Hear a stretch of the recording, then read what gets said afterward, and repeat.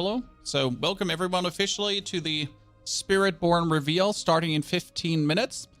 What we're going to see today, I think it's planned for 2.5 hours, the complete reveal of everything around the Spiritborn. And I do believe they also have some Season 5 news for us, because obviously we want to get hyped about Season 5 as well. Keep in mind, the Spiritborn is only a Season 6 Vessel of Hatred thing, so we're actually not getting it next month. And the interesting part is that all the creators at the event, they're allowed to play this class live later. So we'll probably be tuning into 4 or 5 different creators. Voodie Joe is streaming, Rax and Trax, Fame, some others like Macrobio Boy. They're all going to be streaming and going through the abilities, and we're going to be trying to catch as much as possible. Okay? And we're going to be really checking out what's going on, what's all being offered and shown to us. When I'm quite frankly spoken excited, I'm going to be gathering this information here, and we'll be linking the document later to all of you. For the people that missed something, for the people that can't just like be here the whole time, right? That you're essentially able to just see what's going on, right? That you have the full information. Spiritborn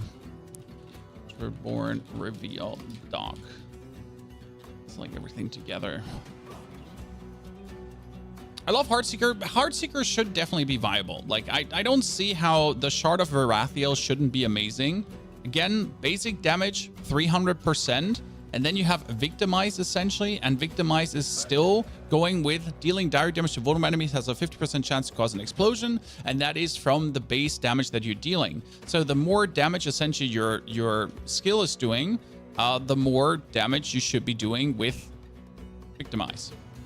That should plenty work. Now, the bigger question, though, is what the Spiritborn is going to be. Are we looking at an Amazonian? Is it going to be a shaman? Think a power could be spawning beasts to attack like a minion for necro. I would like you to summon spiritual creatures as your Spiritborn. And technically, you should be able to summon a Jaguar or turn into a Jaguar or something in this direction. The problem is, how are you going to make this class not be a druid?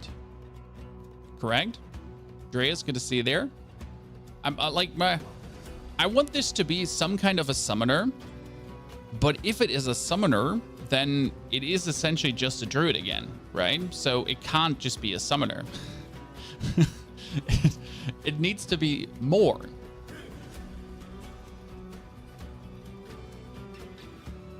Like a different take on Witch Doctor. That's a very good point. It can't be a Witch Doctor, though, because Nahantu, like, just if we're going by lore short switch, Nahantu is not where the Witch Doctors are.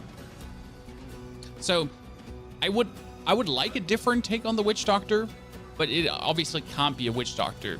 Art says Shapeshifter. I would say Art says Shapeshifter too, but Glaive. I mean, the class seems to be having a ginormous glaive, double axe, something like this. So I would prefer if this is actually being used. So maybe we're seeing something like a druid, but without the shape-shifting. So you have the powers like a jaguar, the strength of a boar, because this looks like boar tusks, right? This looks like a jaguar, and then it looks like boar tusks. So maybe you empower yourself with the spirits of the animals. I think I'll play the entire story again with the Spiritborn. I think that would be great. Hope it's great and not a letdown. No matter how it will be dark, it will be fun. How long it will be fun, I can't tell you. Correct? But that it will be fun to play something new, a different class. That should be a given, right? That the class might not fit your playstyle, that's for sure. I'm personally hoping for a summoner because I just enjoy any kind of summoner playstyle. Big fan of this. Then again, it could be another high mobility class. Because right now we have Rogue as the super high mobility class. Right? Rogue is dashing, going around, going crazy. Upper Austrian, thank you for the 5 gifted subs. That's very kind of you. Thanks for contributing to the channel. How are you doing tonight? Then we have Barb, who's technically mobile, but not as the rogue is, right? Sorcerer can flicker around, Necro is slow, and Druid is slow too. So having another like high mobility, high skill class where you have to utilize flitting around the screen could be kind of nice. Witch Doctor was super fun. I would assume that we get as Witch Doctor in the long run. If we're already returning to Nahantu, I mean, like, do we have a Diablo 4 world map where you could kind of like see everything? Because you have all the regions, correct? Then you have the lower part where Nahantu is. Here, this is what I was talking about. Like, you have this gigantic world of Diablo, right? So we have Skoskland, Drystaffs, Fractured Peaks, Kejisan, Havazar. Then we have Nahantu here, correct? But we still have all of this to return to, right? You could return to Luthgalain and Aranoch and what Tristram and Kinduris, and all this is technically still open, right?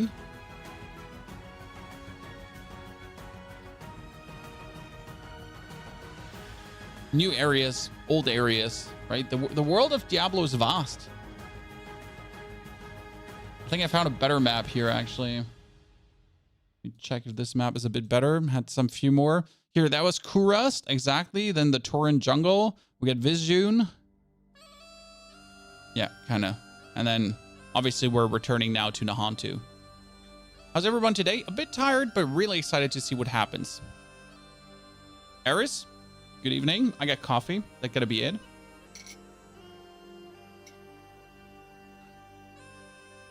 My fear currently is that Spiritborn is like Druid 2.0. Because if Spiritborn plays like Druid, but is essentially better than Druid, why bother with Druid ever again? It's kind of like, yeah, so Spiritborn is now like Druid. Why would I ever play Druid again? Why would I touch that class if Spiritborn is just better?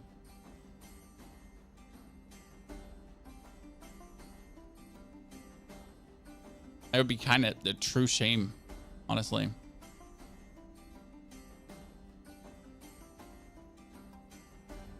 Monk, Witch Doctor makes class I bad. That sounds fantastic.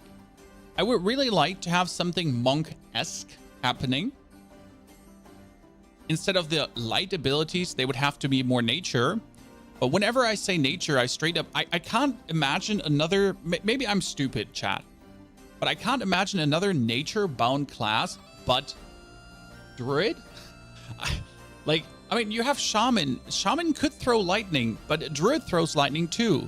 Shaman could summon spirits, but a Druid does that too already, right? So whenever I think about like a Shaman type, maybe totems. We could totems. Okay, we could get totems. Like a Witch Doctor, but a Shaman.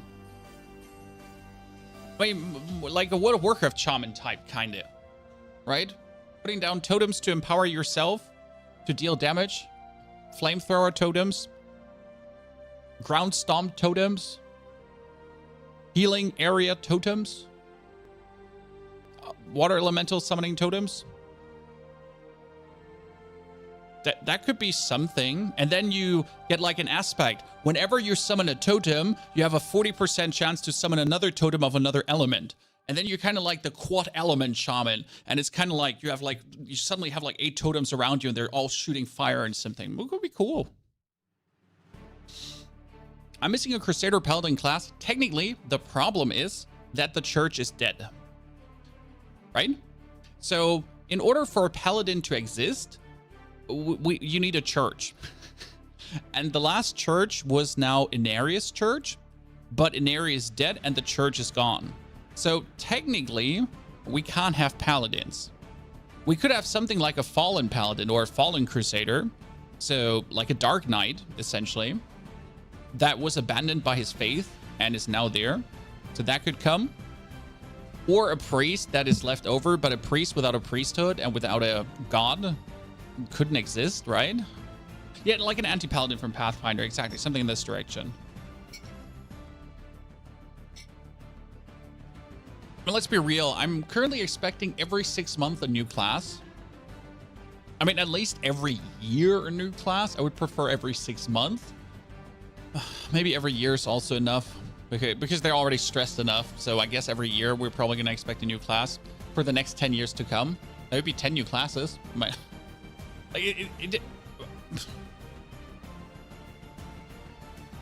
mean, how long did it take? Think about it. How long did it take Diablo 3 to get a class? You had the Diablo 3 release, right?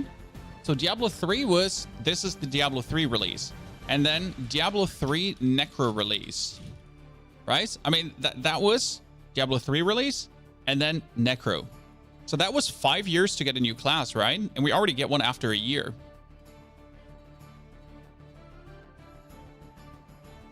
Honestly, like I'm getting more in my head warm with the idea of a totem-based class. And what's the Crusader Diablo 3? Wait, I'm Googling Diablo 3 Crusader. Crusader was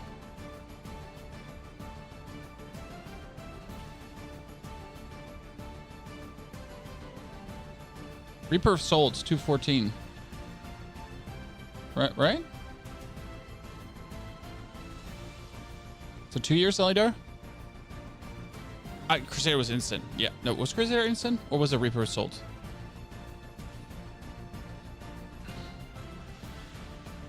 That being said, if we get a new class every year, I think we're up for a good start. I know you all would like to have more classes, but honestly, like we're getting now like the new class plus Vessel of Hatred plus new endgame content. I mean, hopefully the Infernal Hordes will be better. Hopefully the Infernal Hordes will get boosted. And I'm very much hoping that we don't only get Spiritborn today. Because as much as I like Spiritborn, and they're going to be talking about all of this. So we got the document chat. So we're going to talk about skills, Paragon Board, aspects, uniques, everything what the class makes, right? Squan, Grüße gehen raus nach Deutschland. Greetings to Germany. The thing is, this is not enough for a 2-hour stream, right? Every year a new class, but always 40 euros. I mean, you have to see it not as 40 euros for the new class. Oh, let me turn off the music. I need to find the music. We're gonna get the trailer.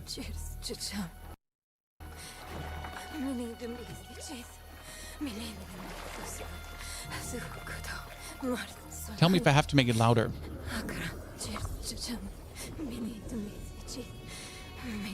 Boy, young one, are you all right?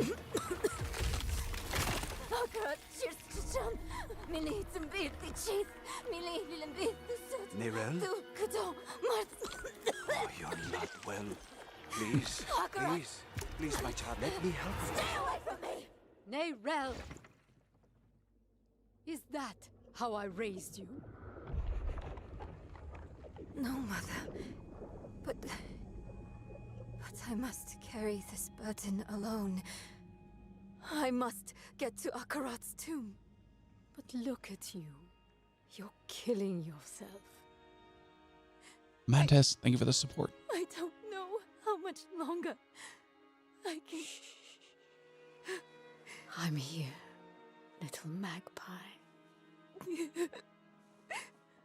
I missed you so much. I'm so proud of you. But now, I need you to give up. No. Of course it's you. You monster. The trailer is so good. Let's go. No. You made a choice.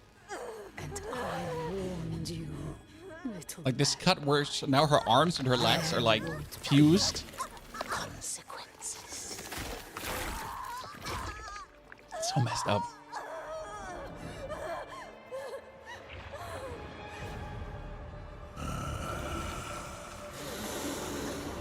Surrender. No. I control the stone.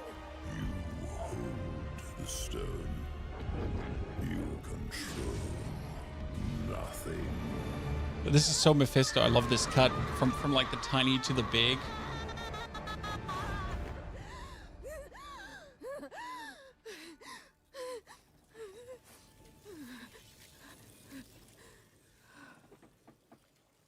Maybe you're right. Maybe I could use some help. I'm messed up for laughing about this.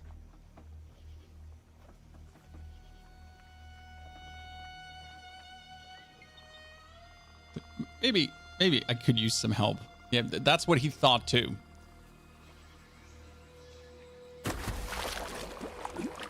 Oh, all the fish are... I never noticed that detail that all the fish have died too.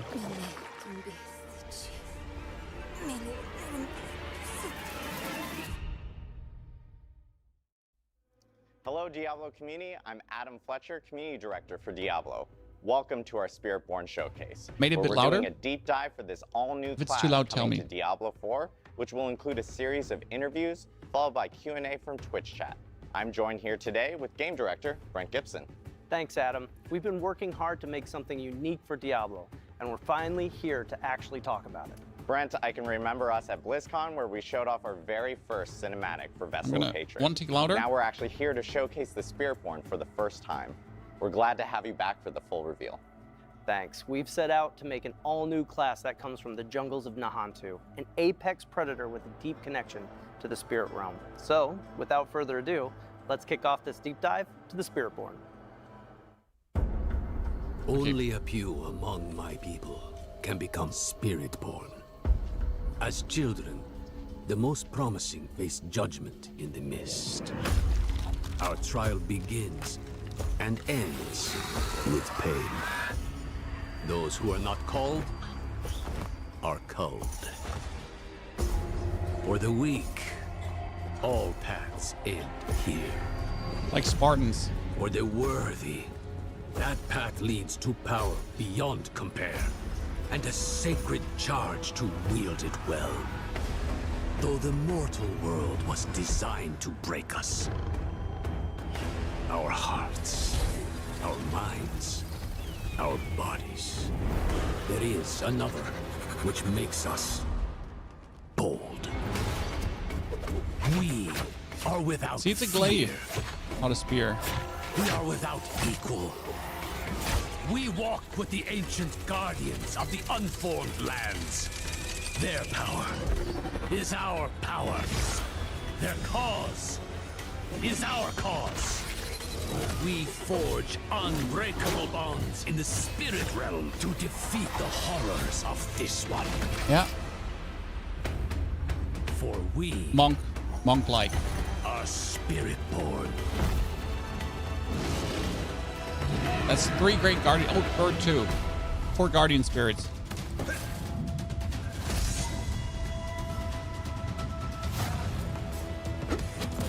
Okay, bird form. Fire tiger. Nice. That's bird form. So you get like air, fire. Lightning. Lightning? Lightning too. Poison. Oh, I like that one. I like that one. I like that one a lot. I like that one a lot.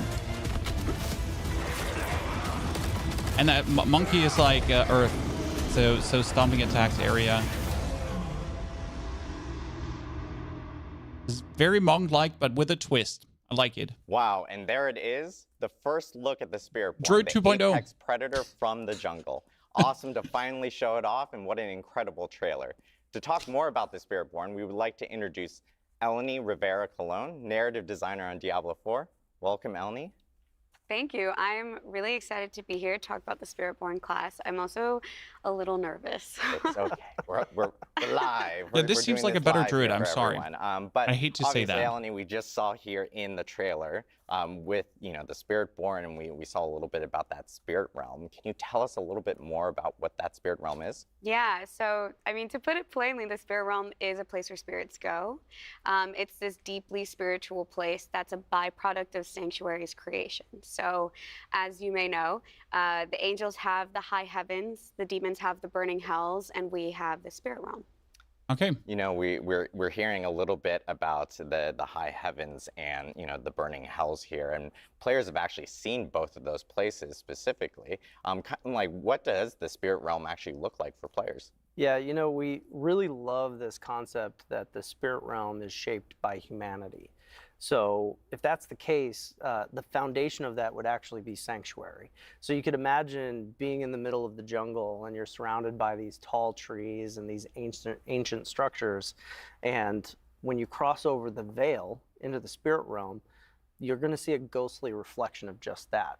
The big key I hope difference that's part of is that this you're going to quest. see all That'd be the, great. the spirits and the creatures that exist there. Yeah, there are these massive creatures that protect the realm from spirits they protect the realm and the spirits from corruption.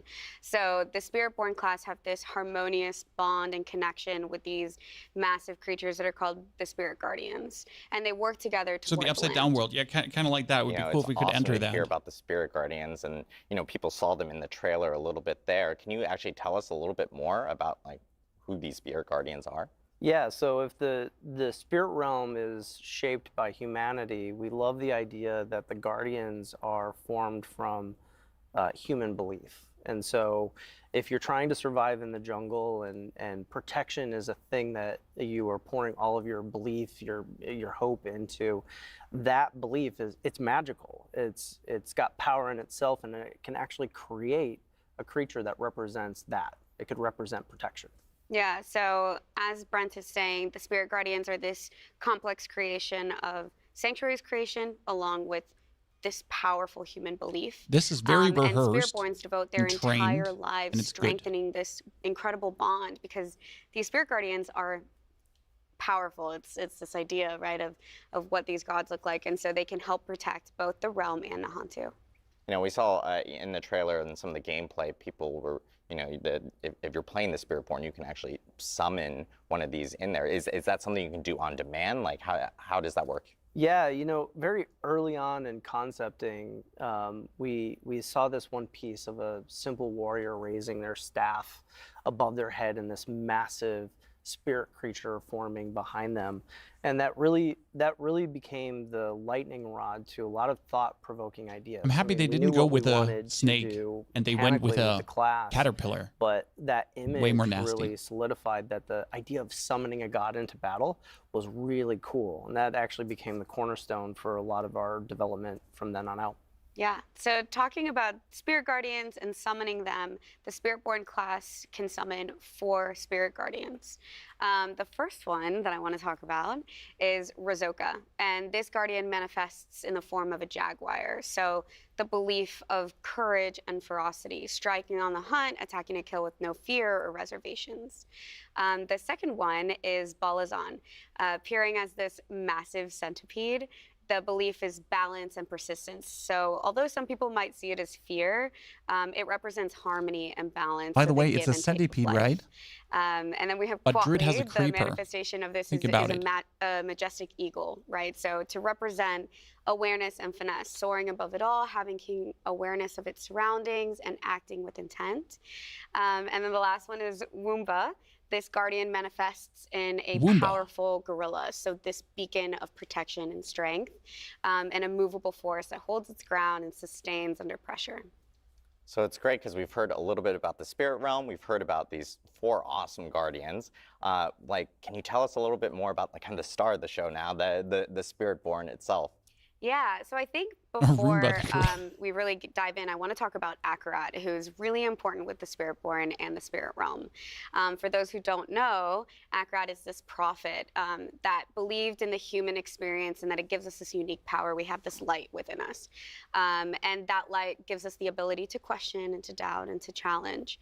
When Akarat made his way to his mother's homeland in Nahantu, he felt this strong otherworldly presence, and he would spend a lot of time with one of his apostles Isavete, trying to uncover what this mystery was. What was this feeling when he got to the realm, or when he got to the land of Nahantu? Doesn't the until girl he with the eventually stone want to discovers go to this veil, Akarat? and that's the veil between the spirit realm and sanctuary. And he realized that this was this untouched place from neither angels or demons. They had never really had any sort of influence there. So Akarat and his dedicant Isavete would spend a lot of time studying, and he would be the first person and living being to cross this veil. And then after Akarat died, his apostle would then take on the mantle and then found the Spiritborn traditions that we know To his tomb, right? You know, Yeah. hearing about the Spiritborn, and of course, like, I'm sure this is a burning question from the community, but the Sanctuary has a long and storied history. Kind of, where have the Spiritborn been throughout all of this? Yeah, so for anybody who knows the lore Where of have they been? Diablo, Hiding. this region is no stranger to Mephisto, right? So if you go back to Diablo 2 and you look at the story there, his original soul stone was imprisoned in this place. And its presence corrupted the Zakarum faith, it corrupted the region, and the Spiritborn remember this. And so over the course of what's been happening in D4, they've decided to stay at arm's length out of fear that history might repeat itself. Yeah, so like I said And now before, Mephisto's coming back. this is an untouched realm. It's pure. This is something so sacred. And with Nerel coming back with the Soul Stone, Good job. this is a huge problem for the people of Nahantu, but specifically the Spiritborn that are trying to protect this land. Yeah, and at this point, with him back, they have no choice but to rejoin the fight. Yeah. Yeah, it's incredible to hear more about the Spiritborn and where they originated from. And of course, thank you, Eleni, for taking us into the spirit realm in itself. You know, we've talked about the new class and how that was created and what they've been up to. Next, we're actually going to take a look at how the art and concepts were designed. I do kind of like to see these behind the scenes videos, but I also want to know the skills, the Paragon board, the aspects, uniques, everything. Right?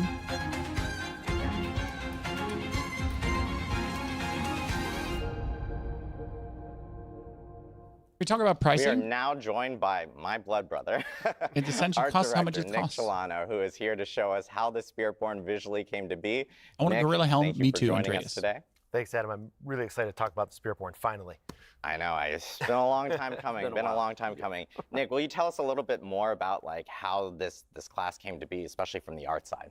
Yeah, you know, first of all, like that trailer. That shard is what an origin fire. story for a Diablo class. Like, you got to go into the jungle, you answer the call, or you're cold. I'm Like, just it's noticing pretty for the rock and first roll, time, though. And on the art side, like we love that stuff. So I think when you go back to like what Eleni and Brent were talking about, we really want to capture everything they just mentioned from a visual standpoint. So for us, it's about trying to infuse the Hantu, the spirit realm, and a martial arts feel into the class. So they really wanted to make it a Brent monk, mentioned that right? like kind of Monk lightning rod druid. moment. That's something that the art team really focuses on. When those moments happen, we really lock into that and start to do a lot of iteration. So like, you know, concept will start casting a really wide net, but when that happens, we really start to bring it in and we start to really do a lot of concepts around that so that we can kind of get that tagline that the team needs, which is like creating the living, breathing embodiment of the spirit realm. Yeah, and it's really, you know, after we get past that initial That Centipede inspirational armor, piece, we it want is to like something. drill down into finding that Especially with the iconic tattoos. piece. And so when you look at some of the imagery that we're showing today, you can see how we're taking that embodiment and we're bringing it into all of the iconic look of that character. We wanted a class that wouldn't necessarily wear armor to protect themselves, but rather become the guardian that they're all about. And so if you're into the Jaguar, you're wearing the Jaguar helm. Your markings are the spots and patterns that you would see on that creature. The way that you move through the jungle would also be a big part of that package. And then once we You have hear that tattoos? iconic look, Probably. we can actually roll it out to the rest of the team. Yeah, that's really the DNA of like where we start going. Like those iconic images drive the entire art department at that point. And that's our North Star. So we can move into things like how do we get the spirit guardians on screen? How do they fit into the combat? If you think about the eagle, you know, does the full eagle show up? Is it just feathers? How do we represent that? And how do we like ramp that up through our visuals so you can start with something, you know, a little more on a certain scale and get to this like epic moment. We also want to explore, you know, visually, like visual iconography at the same time. So while we're doing all that iteration and stuff with the iconic looks and the skills, This we're also class starting to could get have into, some like, really what is the amazing identity outfits, of the though. class? I mean, Where do they we want wanna your put money, this chat, but iconography? And like, I'm what gonna be is spending. that visual footprint that they're going to take up on the screen? You know, it's seeing all this like badass concept art. Like shout out to, you know, our concept artists Our on concept the team's art team. amazing. Yeah. So good. Like how do you guys actually take this from like concept now to actually building out the character from some of this Very concept Predator vibe. Yeah, Yes, you know, the old once we Predators. I have, like the a more alignment between a where the humans are on the design planet with a direction Predator, that and we you have wanna the go. We more understand base kind of Predator. roughly mechanically and from a design perspective where we want it to be and where we want it from an art direction standpoint. We sit down Mandas, with each in department. India and we with a actually 10 centimeter roll out the centipede on my idea. neck. We pitch them, you know, and we're like, hey, Centipedes this are is nasty, what we're but thinking, kind of cool. and really get them really to nasty. understand where we're trying to head, so that when they go off in their crafts and make the best work that they possibly can make, the sum of all the parts end up with a killer class like the Spiritborn. Collaboration's a big thing. It's a paid class. and, Yes, you know, you can it really play starts with the character new art content, department. not They Vessel of take these, Hatred, like, 2D without the images and expansion, bring them to life but you in can't play the 3D. Spiritborn They will start to figure without out the expansion. materials, the fine details of how our armor's crafted, to like big silhouette shapes. A paid class like the One of the interesting Necromancer. things about this class is we started to recognize that like the helms, the gauntlets, the belts were really great places to like hone in on those like visual elements. And another You know, nice the only thing is, problem like, I have with the the Centipede God armor is really Druid started has an to kind of ability come called into the space of being Creeper, very functional and which is a practical. bunch of centipedes. You'll notice that like the legs are kind of open, the upper body's kind of open. It's Druid 2.0. It's because we're making a really fast, agile class, so we want everything to kind of line I mean, up. it's vines, And but you like know, Brent said, it like, gives a they Centipede don't need vibe to be too. fully armored. They are protected by the Spirit Guardians. Their offense is their defense, and it shows when you play it. You know Speaking what? of fast You and know agile, what I we'll move to mean. Tech Art. Tech Art really is the team that will kind of find what our limits are and kind of allow us to break them a little bit. So they do a lot of range of motion tests. They're trying to figure out how we can get really dynamic poses, really dynamic lines of actions, and we want to push that because this class really needs us to kind of be in the spot where we're like kind of pushing the boundaries of what we've done normally. Yeah, it's Jeff, awesome thank you for because the like sub. you guys mentioned like super like hypermobile class and you know it's the Apex Predator. Only and the died to jungle barb in itself, PvP. like, What is this how PvP do you're you talking put that about? towards This is something Diablo like 4, sir. animation now, like getting the character to move and kind of telegraphing that through that animation. Yeah, you know, like one of the key elements here is making sure that we have a combat archetype that's unique. So if you take a look at the original 5 classes, each one of them has a very distinct style. And so when we're thinking about the Spiritborn, we naturally went to martial arts. And what does that It's a mean monk for druid. movement through the jungle? And actually, I feel like we found a really good pairing there. Yeah, like the animation team, like they went crazy with reference. They were looking at Muay Thai, Taekwondo, kickboxing, boxing, karate. There was a stunt woman that did these amazing like reference materials that we saw. And the really interesting thing here is we're not trying to like just mimic a martial arts style. We're really trying to find the best pieces of them and seeing where they fit. How can we manipulate them? How can we rearrange them in ways that make a really unique and interesting fighting style for the Spiritborn? Once the Put a monk on top of a animation witch team doctor, has that, kind of, like, they, and you know, it again, they looks have a pretty badass. wide I'm quite range of excited. options that they're I'm looking at. not mad. They start to figure out like where it fits for each guardian. So, for example, the gorilla is blunt force, lots of strength. The Jaguar is cleaves, multi-hit combos, aggression. The Centipede is like open palm strikes for applying poisons and unearthing things from the ground. Question and the is, Eagle is about really precision. do you have to movements cycle and through the repositioning on forms, battlefield. or do So, you like, they play nailed it one when it came to form, that. right? You know, honestly, Are you it's the like the combination of all the things gorilla that we put together. Spiritborn? We'd been talking about it's like Or we've are you almost going to be invented our rotating, own right? martial arts style for Whatever fits Diablo. the situation. And we'd been talking about this the last few days with all the people that we've met with, and they actually said, That's "Hey, what I wanna know. does it have a name?"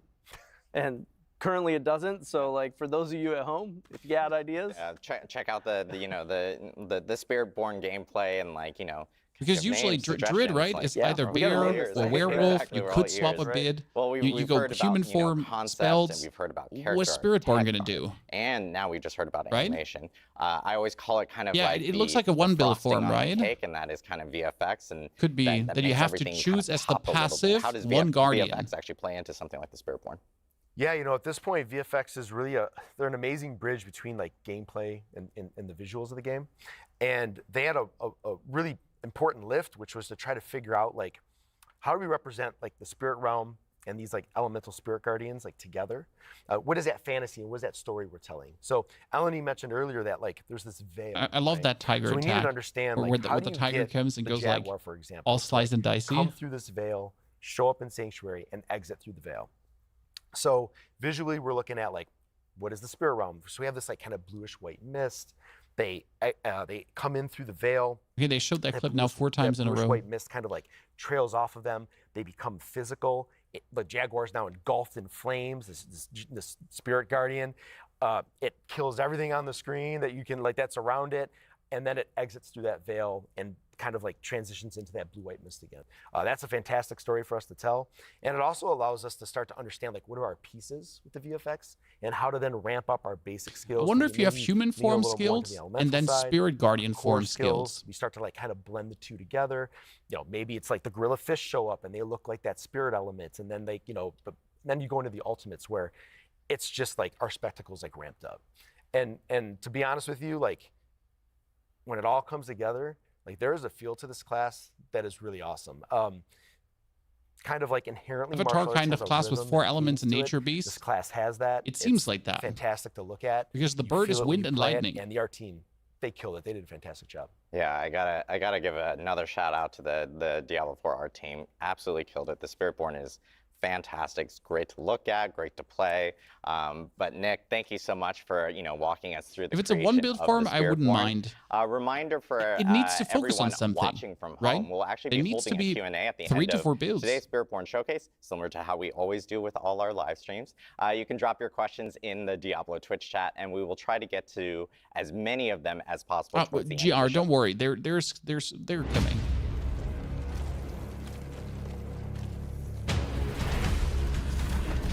I love that shot so much.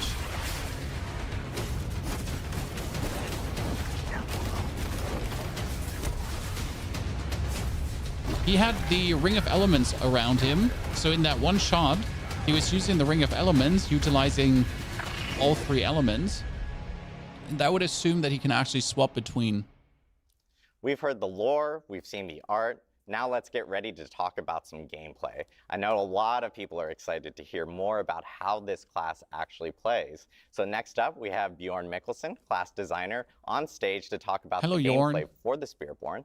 Bjorn is actually here to tell us more about the Spiritborn's overall class kit and design. And later on, we'll get into some itemization, which I know every fan wants to hear about. Bring it on. Because itemization is, of course, incredible, especially within I'm ready. Diablo. Bjorn, welcome. Thanks for having me. I know Bjorn will be a fan favorite here because Yeah, he's absolutely going to will. walk us through all the skills and He's the not gameplay 400% for how it nervous. works. So He seems Bjorn, totally natural. Can you kick us off and tell us, a little bit about this new class? Absolutely. So yeah, just like high level, like what is this class? Excellent question. So basically what Spiritborn are, they are these jungle warriors who are empowered by the spirits. They're sort of this dexterity focused class and sort of masters of martial arts and hand-to-hand combat. And so what they do is ultimately all of their actions and their movements, they sort of resonate with the spirits to form sort of these unique combat styles as they're fighting. They sort of mix and match them to hit whatever sort of build they need.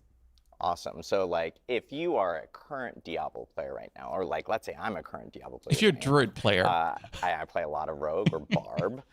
Where druid would player. you kind of place the speed and aggression of the Spiritborn? Yeah, I would say Spiritborn is definitely probably our fastest, most aggressive class. It's got multiple gap closers built into its basic attacks. It's got several movement skills, very high damage on those, as well as several ways to upgrade its evade skill as well. Great. It's all about kind of like getting on a target, sticking to it, and killing it. Awesome. I know we had footage earlier of like, you know, Can my within the Necro have trailer several of movement players skills actually too? being able, and we talked about this earlier, Yeah. players being able to actually summon in these Spirit Guardians. So can you like just summon a giant Jaguar into battle or anything like that? Yeah, absolutely. Yeah, kind of in addition to being these master martial artists, because they're empowered by these spirits, you'll see parts of the spirits, but then ultimately with the ultimates, the spirits themselves will show up on the battlefield and they'll empower you and deal damage. And it's really the core of the fantasy, right? Like if we talk about power fantasies, summoning the god into battle is the power They fantasy. said deep dive. for We'll this see the skill class. tree. One of the Trust. things that I really liked about that is that we were getting a bunch of feedback early on about making ultimates more meaningful. Oh, the class and will be we were OP in actually season able to 6, do guys. that with this Absolutely class OP. ground up. Awesome. I know people are probably dying to know, like, okay, let's jump into some Spirit Guardians. So I think this is a great opportunity. Maybe we should start off with like the Jaguar being the first one. Bjorn, do you want to take us through the Jaguar itself? Sure. Yeah, starting off, Jaguar is a great one. Jaguar is, as we've kind of touched on before, it is sort of this manifestation of just like the hunter. It's exhilaration, it's violence, it's aggression. The basic skill looks so it's good. attacking It's probably the repeatedly, basic kinda skill, just right? Which is, constant pressure seems to be as a it's gap going. closer at the same time.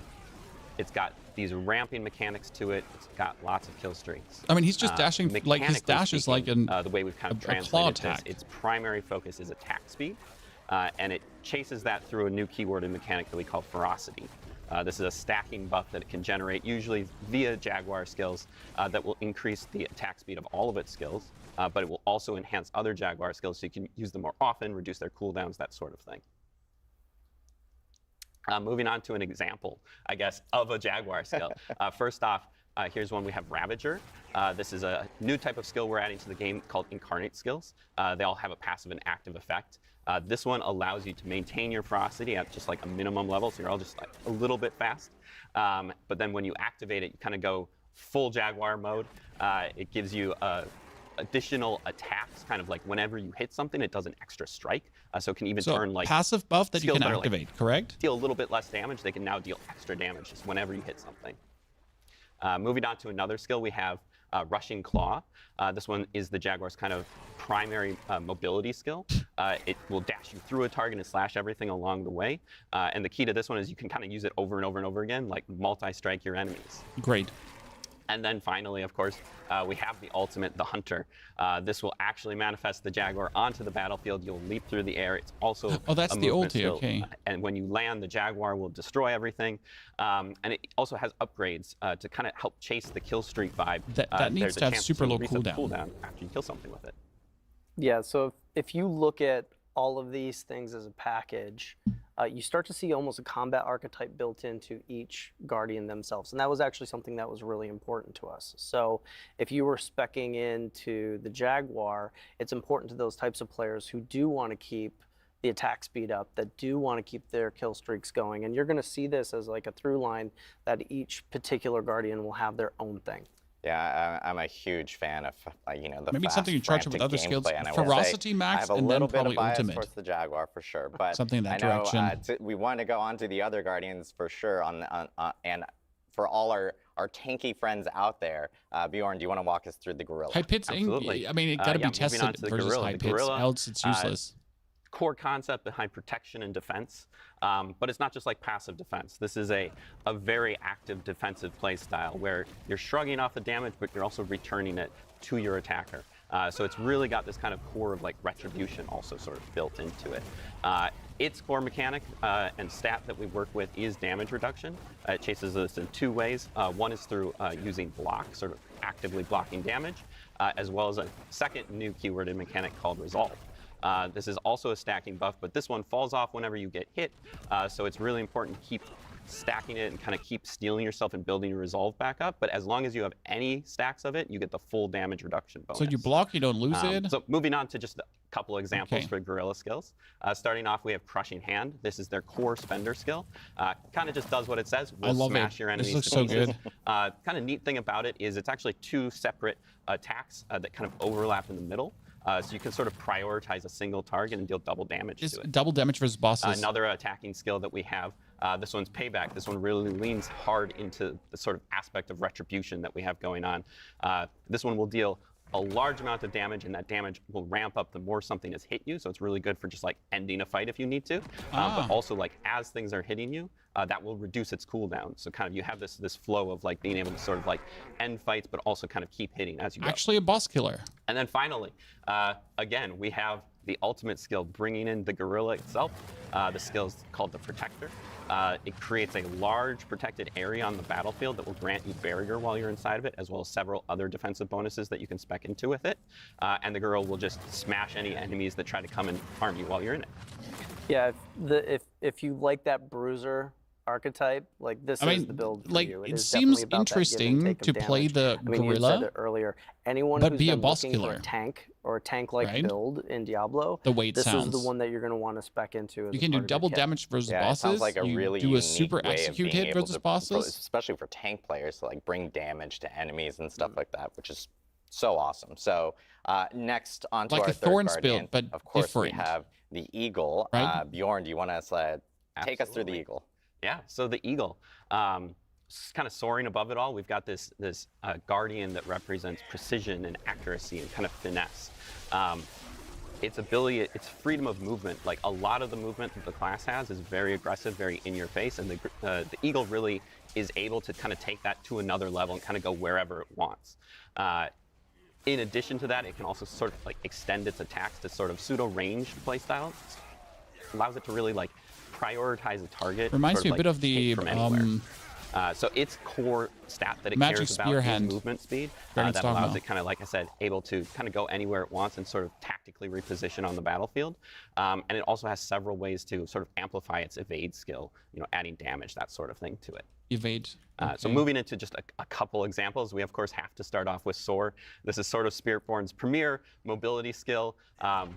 Takes you up into the air, out of the battle for a second, able to dodge mechanics with that if you need to. But also, because the eagle is all about kind of those big impacts as well, it will create a target area where you're going to come down and make those enemies vulnerable so that it just amplifies the damage when you land.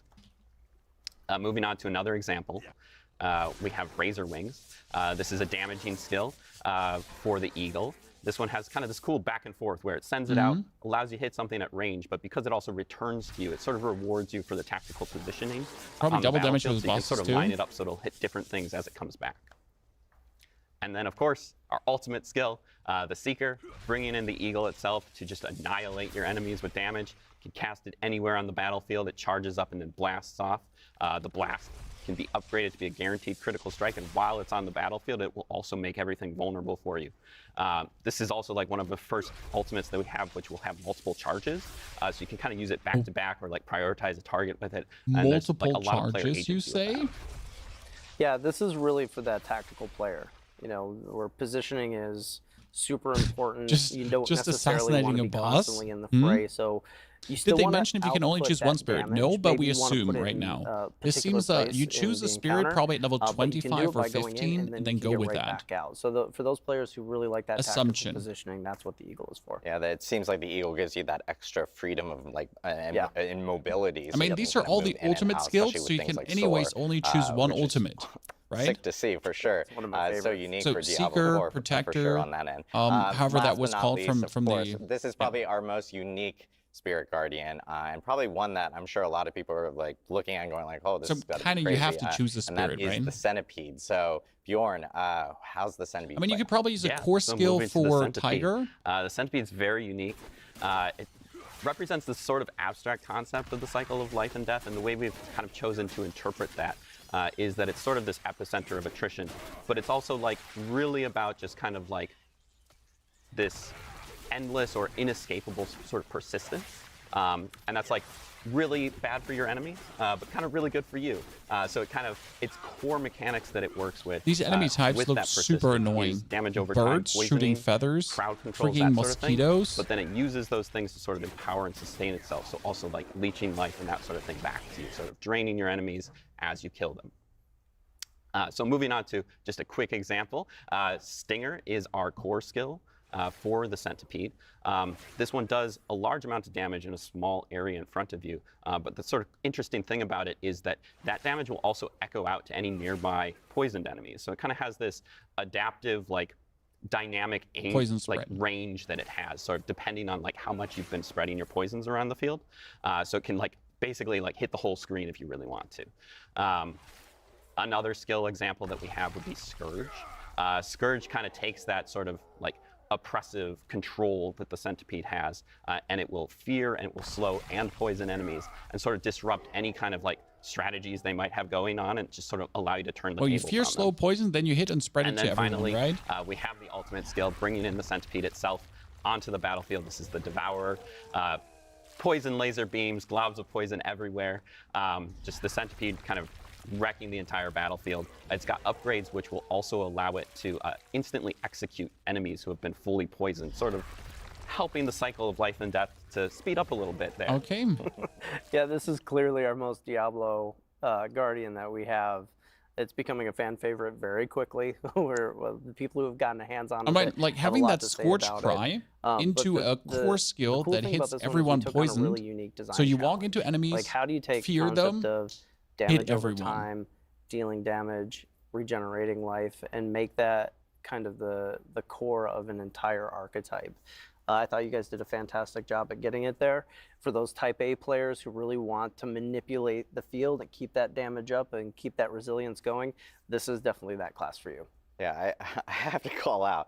It's so crazy seeing a giant centipede behind me right now. But I know a lot of players at home are probably looking at each of these 4 Spirit Guardians and they're going like, "Hey, this is probably the one I'm gonna go with." Just seeing some of the gameplay and You some see, of the play styles. those on But Hell Tides, I think yes. one big question that probably a lot of people have is, are you kind of forced to go down one of these, or can you actually do some mix and match, or how does that work? You know, freedom of choice is really important for this class. So if you want to go all in on one of them, go for it. Like, there's no problem in doing that. There's benefits that you can see from it.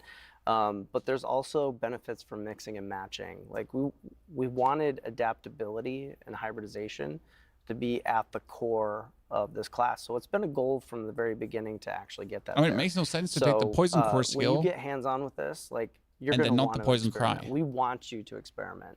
We know that there's going to be many builds that are very emergent, and I actually can't wait to see some of the cool stuff that people come up with once this goes live. Yeah, exactly. Like, at its heart, Spiritborn is really all about like personalization, sort of expressing yourself. And so like whichever spirit sort of resonates with you, we really want to allow you to mix and match them kind of to your heart's content. And sort of make that play style choice like fully customizable. And the primary way that we're doing that, or the main way that we're doing that, is the Spiritborn's class mechanic called Spirit Hall. The way the Spirit Hall works is you start your journey off by choosing one of 4 bonuses. At the top, the primary bonus. This is a like massive bonus that will add sort of a thematic effect to all of your skills of that type. So like an effect like the Jaguar will add Carrying extra strikes and that skill, sort of sitting thing in to enemy all your centipedes Jaguar skills. reduces- okay. But a subtle but very important extra piece of this is that we'll also add that spirit's tag to your entire skill kit. So every single part of your skill kit now has the Jaguar skill. And so even if you want to use like Centipede skills, you can still sort of hook into various parts of the Jaguar using this bonus. Then later on in your journey, you will unlock a second bonus. This is a set of 4 distinct bonuses from the first. Each of these kind of has a tie-in with the sort of core mechanics of each of the spirits. So we mentioned before sort of the new keywords that we were introducing, like with the Jaguar has ferocity, the Gorilla has resolve, those sorts of things. These give you an opportunity to sort of mix those into your kit, regardless of like if you are using those specific skills or not, and sort of like add that extra layer on top of your build. Okay. And when you're choosing these spirits, these can absolutely be the same. You can pick Gorilla and Gorilla, Jaguar, Jaguar, or you can mix and match them. And it's really important that like they all kind of flow and work together. So if you look at the nesting doll effect that we have of your skill tree, your class mechanic, this can get complicated very quickly.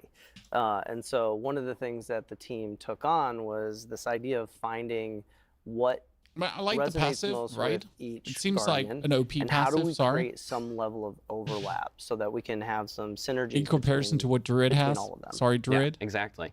As we hit, like each of these has like very clear themes, right? You've got the Jaguar with its attack speed, you've got the Gorilla with its protection. You can definitely build into those, but it was important for us to sort of establish that these spirits, they don't exist like in isolation from each other. They have overlap. They have things that they both care about, and that allows us to sort of create these very hybrid-esque builds that work together. You know, just like an example, right? You've got like the Jaguar is a hunter. It's all about aggression. I like that chaos. overlay. And that's a thing. It loves that. But as a hunter, you're also sort of providing, you're also sustaining yourself, which is a thing that the Centipede also loves to do. This looks like a so monk. It is a monk with They a both have, like, paladin different and a hooks little that bit they of can witch do for that. doctor So and you can everything really, like, together. if you're looking to get more healing into your build, you can add some Centipede, you can add some Jaguar, mix them together, you can make an entire build about healing that is Centipede and Jaguar.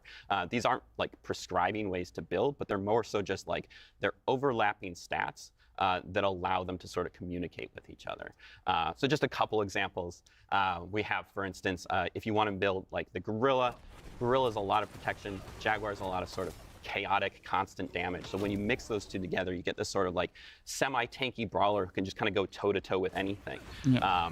And they sort of like dip into the stat of dodge, because dodge is a little bit inherently a slightly more RNG, a little bit more chaotic, kind of Jaguar, but it also kind of has that damage mitigation. And so you kind of combine them together and you have this very like retribution, but also fast-paced playstyle.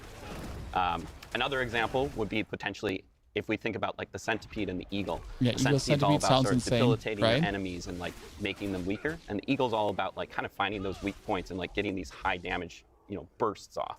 You have So when few skills. add Well, those two you together, have they the both core care about skills, you have your vulnerable, so, mastery like, skills, turning the mobility tables on all of skills. your enemies, and so So you can use an Eagle mobility, but a Jaguar core skill. Like prioritize a target, for example, weaken it, and then just like cull it from the battlefield. Yeah, it's. I'm so glad Bjorn brought all these like really good examples for us. He's got a lot of footage for us to go through.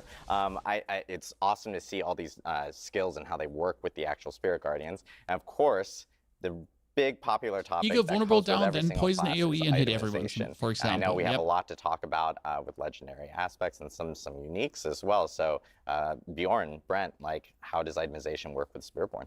Yeah, we all know that itemization is the heart of the game, right? And as we've been moving through our itemization What the key passes journey are, with they this sadly game, didn't give us, we've but we'll have had, live a streams with really people trying great out the opportunity Spiritborn to chat fold in all the feedback after and this. how that applies to the Spiritborn as we've been developing. And one of the cool things that we did was took the opportunity to actually lean into the things that you get from items and see how they build into the spirit's abilities themselves. So we're going to show a few examples of that. Now this is just the tip of the iceberg. There's a lot of really cool stuff coming, but we thought we'd do a really quick breakdown and show you what that looks like. Yeah, so just hitting a couple examples, you know, we have added this large suite of Spiritborn legendaries and uniques to the game. But just to break down kind of some of our thoughts as we were working with them, sort of the types of legendaries you can expect to see. You know, one example, as we were just speaking about sort of these hybridization things, there's a lot of different stats in our game and sort of making them work together, not just like work together, but like be cool together. So we kind of have this category of items that will sort of interweave a couple of different stats. Secondly, we have our power augmentation legendaries. These just kind of let you take like your favorite skill and ascend it to its final form and just kind of like go crazy with it. And then thirdly, we have sub-powers. These are sort of things like, we think of them like rogue grenades, barbarian dust devils. These are sort of things you can sort of build around. They're sort of almost like skills, but they don't exist in your skill tree as things you can put on your bar. And then finally, we have our unique items, which are there to enable you to sort of make the craziest builds you can think of. So moving on to a couple examples, just kind of one for each real quick. We have Tormentors. This is an example of a hybridization legendary. This one interweaves poisoning and thorns together, kind of in an interesting way that'll allow you to apply your thorns, you know, in a different way than just like having something hit you all the time. It's great. You can probably see the connection. Gorilla, Centipede, they'll love this sort of thing. Moving on to an example of a power augmentation, we have Bristling Vengeance. This takes the payback seal that we kind of hit on before. Usually it's like a smaller AoE like right in front of you that just hits one enemy, but this one really allows it to sort of like extend its range, hit multiple enemies, as well as apply your thorns over an area. That seems like... And then thirdly, we have an example of one of our sub-powers. This one's called a Pestilent like the Swarm. shockwave aspect. The cool thing that we're kind of trying to out with our each of our sub-powers is there are multiple legendaries for them, and they sort of allow you to customize how they work. So there's like one that'll let your Pestilence Swarm like poison enemies, one that'll make it spiral, one that'll even make it orbit. You can sort of like combine those. Like you can have it the orbit Ring of and Centipede spiral, Eagle is insane. or poison. You can just have it shoot off, kind of whatever works for your build. We really want people to be able to experiment and play with those sub-powers. And then just a couple of teasers, some of our uniques. These are some unique boots that Soar basically allow deals you to increased override, damage, and your evade is now evade skill. Soar. With Soar, just get the ultimate amount of mobility you can think of. The neat thing about that is also that it allows you potentially like to take Soar off your bar. And can't let it go, but you at least kind of get to keep it with you in that evade slot. Okay, yeah, sure. So you dash and everything gets vulnerable. Which is one of the 2 weapons we're adding with the Spiritborn. This one sort of allows you to ramp up your basic attacks. Spiritborn's basic attacks are a little bit special. They're kind of really cool. They're these 3-hit combos, and each 3rd hit does like a special thing. And this specific unique basically lets you get that 3rd attack all the time. So then we have to take their 3rd attack and make it a triple version that almost turns them into a different skill entirely. Doesn't sound OP at all. Seeing all the couple of examples of uniques. As Brent mentioned, this is just kind of like the tip of the iceberg. Let's just personally would make it take OP, the Sport huh? Boots all day. You know, being able to use Soar I don't as mind. an evade I'll is play it. absolutely amazing. But I want to give a huge thanks to Bjorn for walking us through all the skills, especially associated with the Spirit Guardians, and of course the itemization across the whole entire they're class. definitely selling the We'll DLC actually good have right an now. Extensive look for the entire community after the show on our blog. It will provide a great amount of detailed mention here immediately following the stream, so you can check it out and do a deeper dive with the Spiritborn yourself.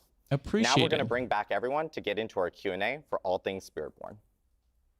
Spiritborn, that's for sure. I mean, everyone and their mom will obviously make Spiritborn videos, but there's fun to be had.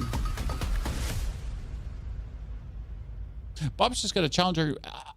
Unless this Now has we're ready for 3 extra weapons, Q&A, Barb where is still we'll going to be answer your stronger. burning questions for all things Spiritborn. If you have questions, again, please drop Just them saying. in Twitch chat, and we'll try to get through as many as possible through the whole entire Q&A process. Thank you guys for joining us. We did some musical chairs to get everyone back up here during that quick little interstitial. I know as questions are coming up, one dismount big question attack that is everyone Eagle. always Wonder if that's asks, and I vulnerable know too. we've Should be. Probably seen it a million times in chat already, is like, hey, we have the Spiritborn. This is a brand new class. Why not something like a class from a prior game, like a Paladin or something from there? Yeah, right out of the gate, right? Right out of the gate. You know, when we started off, one of the key things that were really important to us was to make sure that the class came from the place that we were going. We also knew that, you know, we did a really good job at revisiting classic archetypes like the Barbarian and the Necro. And so we were in this position where doing something new was a great opportunity. It was something that allowed Gorilla us to Centipede is going to be crazy. some Yes. fresh gameplay in. There's going to be some interesting and combos. Going after the Spiritborn was a wider palette to play with. And so making sure that we were building something from the ground up from Nahantu was really the driving factor of this. Just say we were very bored proud and of didn't where want to we do a landed at today. frigging Paladin again. Awesome. Say the words. Another question that this is everyone. This is the first time you guys are explaining. This is everyone's favorite moment where I butcher Twitch names like no other. But Arcphoenix asks, wait, the lore, like where have the Spiritborn been in D3, D2? Why are they not fighting Mephisto themselves? Yeah, I mean, we talked about it before. Like this is a Vulnerable and poison religion sounds that good. has been building up. If it then over multiplies time. correctly. They're a little more secluded. Jaguar bird combo will be and, fast as fuck. Really, Yes. one of the things that we looked at is like the early. Hopefully other exploration of classes will get an Akarat, right? overhaul soon. Like, Mr. there wasn't Blindside, much they development that was promise going in, new so that was skills like a to new all the frontier for us classes to with a work Vessel of Hatred. Yeah, and in general, the Spiritborn, which you'll notice when you do play the game, They are said very something scattered about that, throughout so that Nahantu. there It's not are like they have overhauls this coming, massive reworks. presence where you walk in and you're like, there they are. You know, it's like a little different than that. They're hidden, they're in the jungle, and they don't necessarily want to be seen. And this has sort of been the There was idea this definitely entire like time. base It takes a game lot of overhauls. devotion to be a Spiritborn. This isn't something that you can hop in and out of. So when we talk about being a Spiritborn, these are people who have devoted their entire lives to be doing this one thing, and that's what they're doing in Nahantu. They're not exploring really. I know we've actually gotten a few questions about this specifically. Needs a teleport, This any is kind of Pretty teleport. good question for Bjorn and Nick, because a lot of people have noticed, like, hey, quarterstaff and new weapons. Like, what are the new weapon types for Spiritborn specifically? Sure. Yeah, Spiritborn's bringing 2 new weapons with it. First off, we have the glaive, kind of its premier weapon that you see in all the key art. Can That's Barbarian really use the glaives weapon too? for like a hunter. It's great for like taking down priority enemies. It's got built-in elite damage, that sort of thing.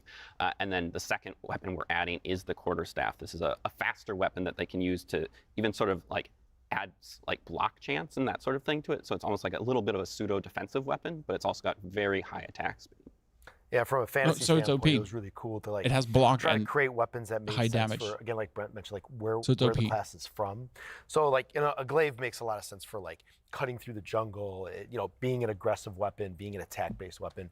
The quarterstaff is really cool because it's like, you could imagine like, how do they train with this? They probably found like really strong branches from like trees that were really important to them, and they start to like train with that, and eventually they kind of start to perfect that craft and that bow staff. So there's a lot of really cool fantasy that we can like, the art team can really dig into.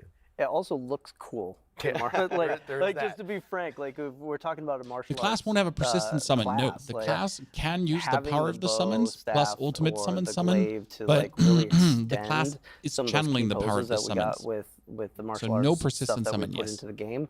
I mean, it looks really good. Yeah, it's awesome to see like new weapons for the Spiritborn with Vessel of Hatred. So another question that we have here, this is from Bucko351. Easy name. Question, what's the difference between the Spiritborn and the Druid class? The Druid class currently has Druid is bonds with like the cooked. stag, the wolf, the eagle, and the snake. Like what's kind of the changes between that and something like the Spiritborn? Yeah, I mean, when it comes to the Spiritborn, you're not necessarily turning into this animal that we're talking about. This is a spirit guardian that lives in the spirit realm, and you're channeling It is different to Druid, this spirit yes, guardian. And but the Druid looks like shit manifestation that we're compared talking about still. is what comes out. So when we talk about like ferocity or something. Can you mix spirits? Yes, you can mix that's any something that spirits, you see Christian. in the jungle, right? So you have But this it gotta Jaguar make sense. that's recognizable, and that's this Gorilla is manifestation. defense it's with the a best way defense to stacking show skill. that. So if we had a different Jaguar has an attack speed stacking skill. belief, then it would manifest in a different Eagle is way. mobility and versus vulnerable. the Druid, you sort of really And Centipede is encompass poison. the entire animal. And you see that in the gameplay quite a bit. If you can mix where, it, I think, Nick, you were mentioning before where it's like, yeah, I have this bond with the Centipede. When I call him in, I call the Centipede in to deal with this side of the combat, and then I go off and I start managing the other side of the combat. So you really see this like combat partnership between the Guardians and the Spiritborn, which is incredibly unique. We got a question here from Kat the Dewey. They're asking, we've seen 4 Spirit Guardians. Are there other Spirit Guardians that were considered potentially? Yeah, look, I'll spill the beans. I'll talk about it. You know, when we're choosing the spirits, we played around with a lot of concepts. Super abstract stuff that weren't could more come animal-based. over time? We talked about, okay, if I'm from the jungle, these things would probably represent things I know, which brought us to animals. And when we think about protection and strength, we originally had some conversations around an elephant. Like, what does an elephant mean? If there's a animal elephant that or gorilla is represents, kind of like the same in green. family and protection the Oh, most, Stompy the Stompy. elephant is one of those. The gorilla was also being talked about at the same time, and they mean the same thing. So when we looked at them side by side, that really came down to like which one can convey the best powers, what gives you the right it's different enough from Druid, guys. No and bear form, visuals that you no would need for werewolf the power form, set no itself. summons. So, yeah, I was go just gonna ahead. say, like, Yeah. No we real spent a lot power of of the time trying to elements. figure out like there's a lot of collaboration, and sometimes art will inform design, design will inform art. So I think this is a great spot where So like it Brent was is saying, like, we're really looking at a lot of things, shaman but like when you think about Nahantu, when you think That's about like, using the spiritual canopy of the powers. jungle, So it is and you different start thinking enough. about how does that protect what's in the jungle. Like the gorilla just made a lot of sense, like thematically. So like we start to find those moments, right? And you think about the centipede, it's like there's like the ground and the roots of the jungle, like what comes up. There's insects. Pretty You know, much we shaman, spent a yeah. lot of time like exploring Just that. missing but the when totems, you think about kind the of. gameplay connection, No aquatic though, like a poisons, crocodile. fears, right? The centipede, that this like life and Yeah. death kind of cycle they talked about. Like I mean, centipede makes that's a why lot we of have sense. So centipede. we really Centipede is start to kind of try like to the aquatic. Connect the dots in really interesting ways. Poison, And those are the ones that thingy. really stick. Fictionally, the idea that these things are created based on human beliefs. We believe in more than 4 things, right? How does he dare to the assume? idea that we could expand this out well beyond the class, we've developed more lore than you're actually going to see in the game for the Spiritborn, because we want this thing to live beyond just Diablo 4. Awesome. I know we this one's a little bit for Bjorn. We'll test his skill knowledge here, but a question from Churney Fire was, does the echoing poison effect work on enemies not poisoned by you? Is there like a radius limit? Like how does it work specifically? Yeah, there's a small radius limit to it, but that can be extended through things like tempering and that sort of thing. It will do any poisoned enemies on the screen. Oh, nice. That sounds crazy. So yeah, Any poison enemies on the screen? We have a question from Crawling Out of the Spiral. This one's a lore question specifically. Did Mephisto know about the veil between Sanctuary and the Spirit Realm, and like the corruption within the jungles during Diablo 2? Like, was he able to sense it during that time? I know we had talked about like the Spirit Realm being this pure and like untouched place. So. Yeah, I would have liked a Crocodile Guardian as well. Mephisto knew there was something there. When it comes Probably to way more the fun lore making a new of class than Nahantu, remaking there are a Paladin, lot of yes, for protection sure. that happened during Mephisto's corruption. He wasn't able to break through the veil, so that is something that, you know, that's why it's so dire now. But definitely he had this feeling for sure. Question for not MVP. How does the resource for the Spiritborn work? Do they generate it like passively, or how does that work specifically? Sure. The Spiritborn's primary resource is called Vigor. It does not inherently recharge passively. You'll generate it by using your basic attacks. But sort of like the key with Spiritborn being very customizable, like one of the first choices that you'll be able to make in your tree with your basic attacks is you can sort of like customize like how you will build the spirit beyond that, whether it's like by poisoning enemies or by blocking damage, that sort of thing, to really like kind of make the resource work the way you want it to work. And then later on, there are also some uniques that will allow you to further customize sort of like how your build influences the resource generation. Awesome. I know people, we just talked about the weapons and stuff. And because like otherwise you like, don't make spirit unless you do using something. Two-handed weapons for this class? Yes. The short answer. Yes. They are. The other question that we're getting is, is there like a special quest for before you can actually start a Spiritborn? Yeah, his resource is called Spirit. It's called Vigor. Specific to Vigor. The class itself. Yeah, well, we're going to definitely be introducing the class mechanic similarly to the way that we introduced it with the other classes. As far as the beginning of the story is concerned, you know, we really want to jump straight into continuing the chapter of hatred, right? Like what happened when Neyrel left. We want to jump right into it, get right back into the story, and so we're going to pick up from the perspective where Neyrel left off. Awesome. That was a question from Agar. I forgot to throw out the name. I do want to give people shout outs when they do actually ask the names. The Grim Knot asks, does the Spiritborn have ties maybe with the Witch Doctor in any type of way from Diablo 3? Not at all. Different region. When Brent is talking about creating something new, that's what we wanted to do with the Spiritborn. That also meant really diving into lore and figuring out a separation for shirt color's so freshness. Xbox, but We it wanted looks to so still good, bring though, in things that were Wizard. familiar from D2 and just lore in general that we know about. But when The it four comes Guardians. to the Spiritborn class Spiritborn and in the the middle. traditions of the Spiritborn, they're very new. You get a chance They to said explore it something in like the Spirit. game, Yes, they and just you'll said see something that about a they're very resource. different. You have to attack Awesome. or block or poison. Azeron Blood Moon asks, So you have to do something. How much is the monk inspired into this the gameplay of the Spiritborn? You know, it's we always look back. We can find like a lot of reference, or we can be inspired by things we've made. But I think when you play the class, you'll see it's extremely different. It's so unique, it's so fresh, and it kind of carves its own space. If they in our say kind of one more lineup time unique, that I'm starting drinking. after an inspirational point, maybe of looking at like martial arts at just the core, it just kind of goes off in its own direction and kind of redefines that space. We're gonna. Oh, sorry. Go. No, go Well, I ahead. definitely want to add to that. Is like I don't want to be shy about the fact that we know what works mechanically in the game, and so we're constantly looking at inspiration for the existing classes, for the new classes on what Past 5 at works, your house. It's 9 p.m. works Like best. you know, Take empty that the stuff. inspiration and then like take a right turn and actually amplify it or take it into a slightly new direction that makes it very different. I know we have time for one more question. This is a question for everyone here. What is everyone's favorite spirit? I've already revealed mine, which is Jaguar. But what is everyone's favorite spirit guardian here for the Spiritborn?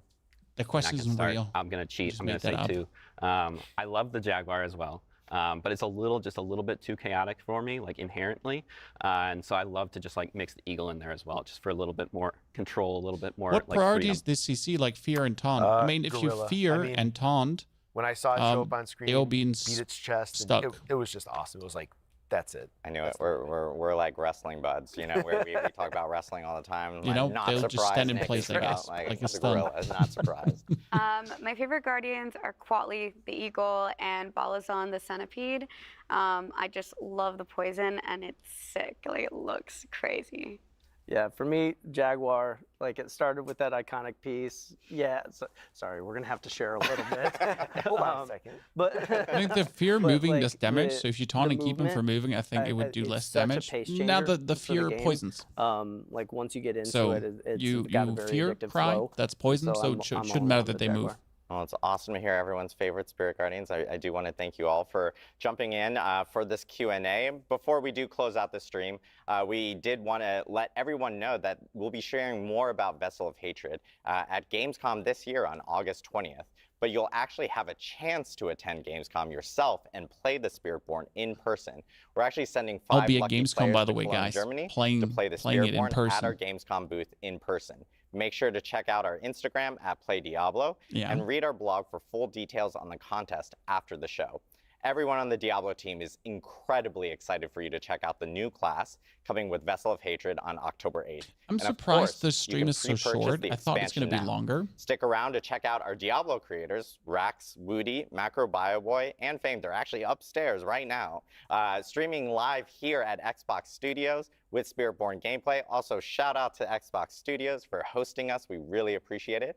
And of course, you can check out Kind of Funny Games after the stream, where they'll be live chatting with Rod Ferguson, GM of the Diablo franchise. Brent, Eleni, Nick, Bjorn, thank you for being here to walk us through the Spiritborn. And thank you all and everyone at home for tuning in. We'll see you in Nahantu.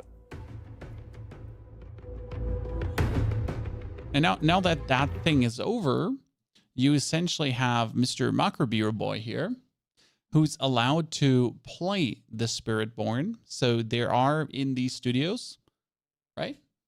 By the way, I was invited to this whole thing too. I just didn't want to go because I was on vacation until end of July. And I really didn't want to leave to America so soon. So they get a Centipede, Jaguar, Gorilla, and an Eagle already. Focus on poison damage debuffs to drain life from their foes. Wait, so wait, you focus on poison damage and debuffs to drain life. So poison and life drain. Adopts an aggressive fighting style. Yeah, defensive fighter and highly agile master. You're allowed to start. They should have a chance to play it over the weekend like Overwatch. I mean, they're here for one evening and then they're going to all travel home. But I think being able to actually show us real Spiritborn gameplay is quite cool. They're actually in the new region. That has me a bit surprised. This is wow. They would I mean, that's the new region that we're going to get with Vessel of Hatred, huh? Big centipede.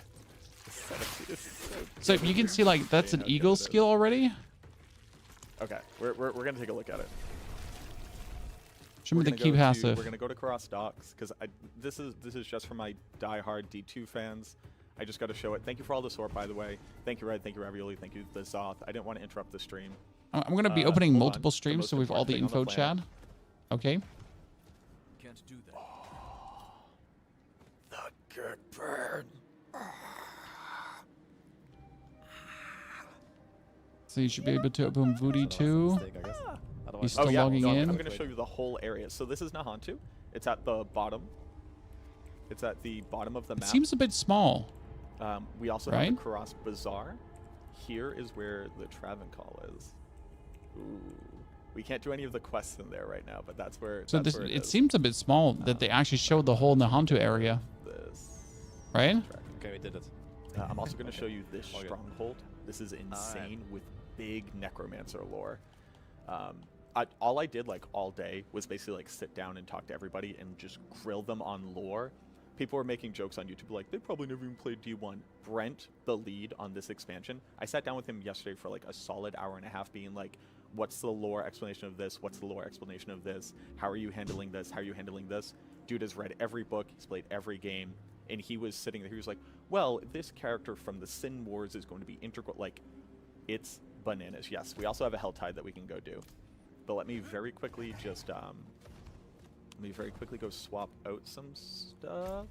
You should show me a passive skill. That would be fantastic.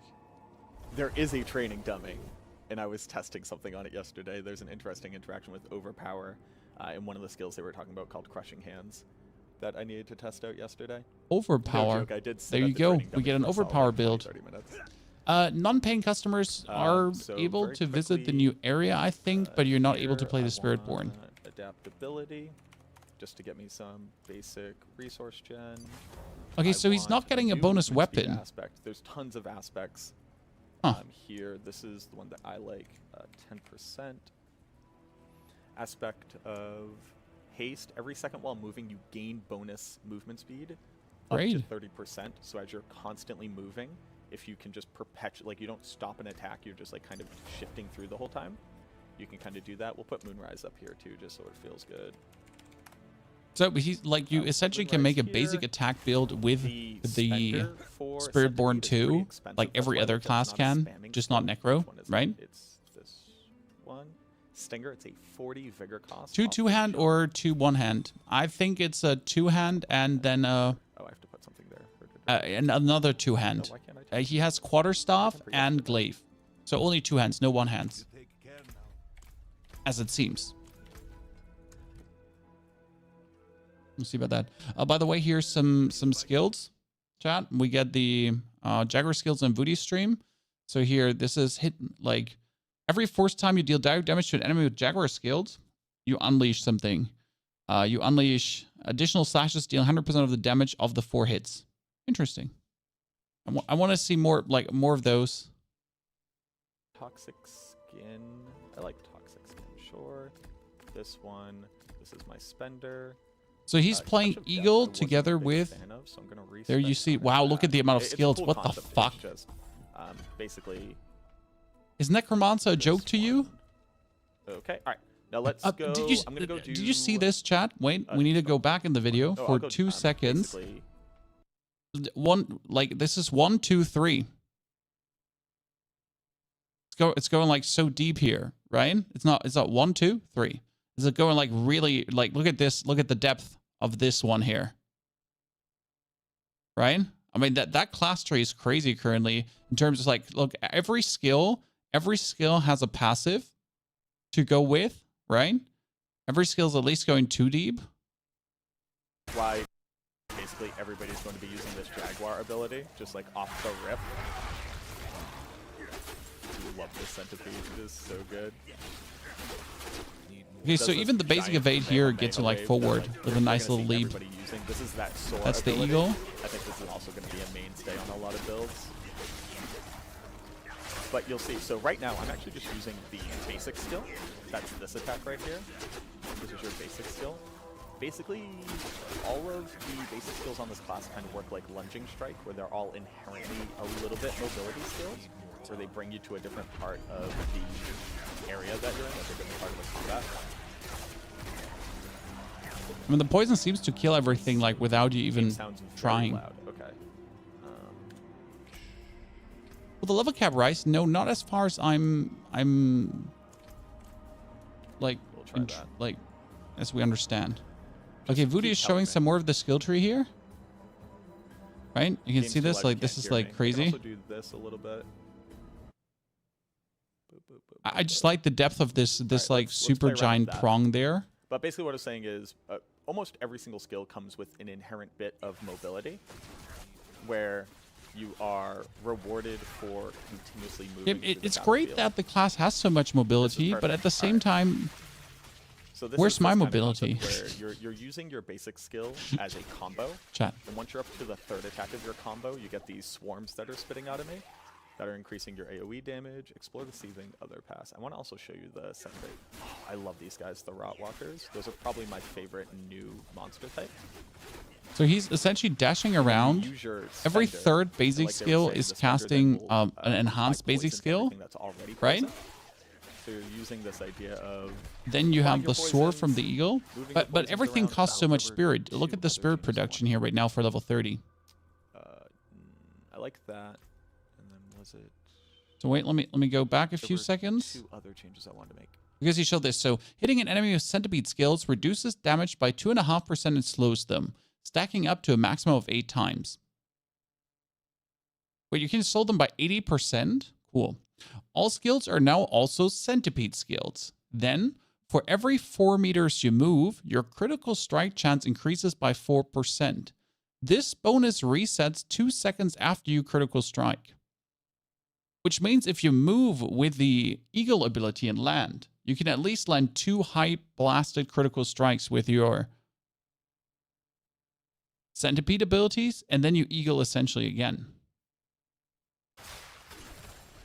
I do really like the passive skills that you have there, right? To mix and match. kinda like That's the kind of core interesting. basic Also, all Centipede skills are now Centipede skills.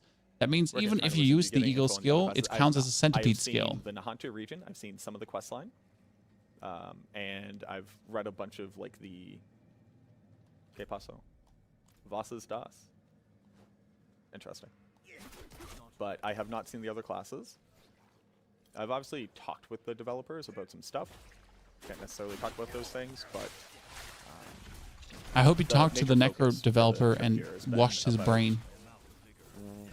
We're throwing what they're trying to hands. accomplish with this class, what they're trying to accomplish with the new area, how it's supposed to fit into the game. Like, I sat down and was like, hey. Yeah, see, you explain only to me see how it makes glaives sense that these guys characters were and here, quarter and they had staffs answers. as weapon I don't drops. wanna spoil anything, So but, like, I don't think there's a one-handed the option. amount of care that has gone into incorporating this new class and the expansion in general, I don't think will necessarily be appreciated at first until you kind of get your hands on it and start playing it. So hopefully this kind of helps to illuminate that a little bit. I want to see like a boss fight, right? What I like about it is where other classes kind of feel a bit penalized for using their basic skill unless you build into a basic skill build and then all you're kind of doing is your basic skill. Instead here, the basic skill kind of just fits into the combo. I mean, It's very look at the martial arts spirit, by the way. assassin How much is being in used that by regard, core skill? Where it's like, oh, because all of my skills are now Centipede skills, I can set up this thing and use that as a Because means of whenever he uses activating like a this skill, secondary bonus, the secondary bonus activated. his Now my Centipede's poison core is skill, spreading. that's So not my the basic poison is skill, it spreading, and really based off of my expensive. thorns, I can build a tank build. See, like two skill casts gone. My basic skill is going to activate. No, this no, area when he with effect, actually, so now like, that this is all allows my basic skills what he spender was to do doing, something. It's right? very, But when he actually uses the core skill to do damage, then all well, combo-oriented. that vigor This is is going gone. to probably be one, I would argue, one of the harder classes to master. Whereas I think a lot of people are going to play it and feel very powerful. Yeah, so this is the idea. So you see this like little mini objective right here. That will unlock a doorway later on in the dungeon. So as we understand at this point is, like, you have to use basic skills. So if you don't like using basic skills, I hate, for example, using basic skills, right? So if you don't like using basic skills, Spiritborn is not for you. If you do like using basic skills, because the Spiritborn does 1, 2, 3 attacks, and then he essentially does a super attack with a basic skill. And I think this is a very, very, very important. That being said, though, if you're looking at like Ring of Starless Skies, for example, that's a huge reduction of core skill cost. The same goes for the Helmet of Lucian. That would be also core skill cost reduction. So that would help. And there's a potion that reduces core skill cost by 25. So might all be ways to actually make this worth it, right? Very big D3 month. I just like that the basic skills actually feel good. You're able to do all 4 spirits at Okay, one so time. show me your boss fight. So, and I'll talk about the class structure. I just wanted to do like this quick demo on what they showed off, but we can get into like the class mechanic for sure. Build you think will scale the most crazily? I think. Oh, look, it's a spider. Well, keep in mind this as is a boss. This is Okay, you production just build nuked that. In the like, look at the Centipede. Okay. Sorry, I forgot the Centipede is so strong. All of the bosses in the new dungeons have very cool mechanics.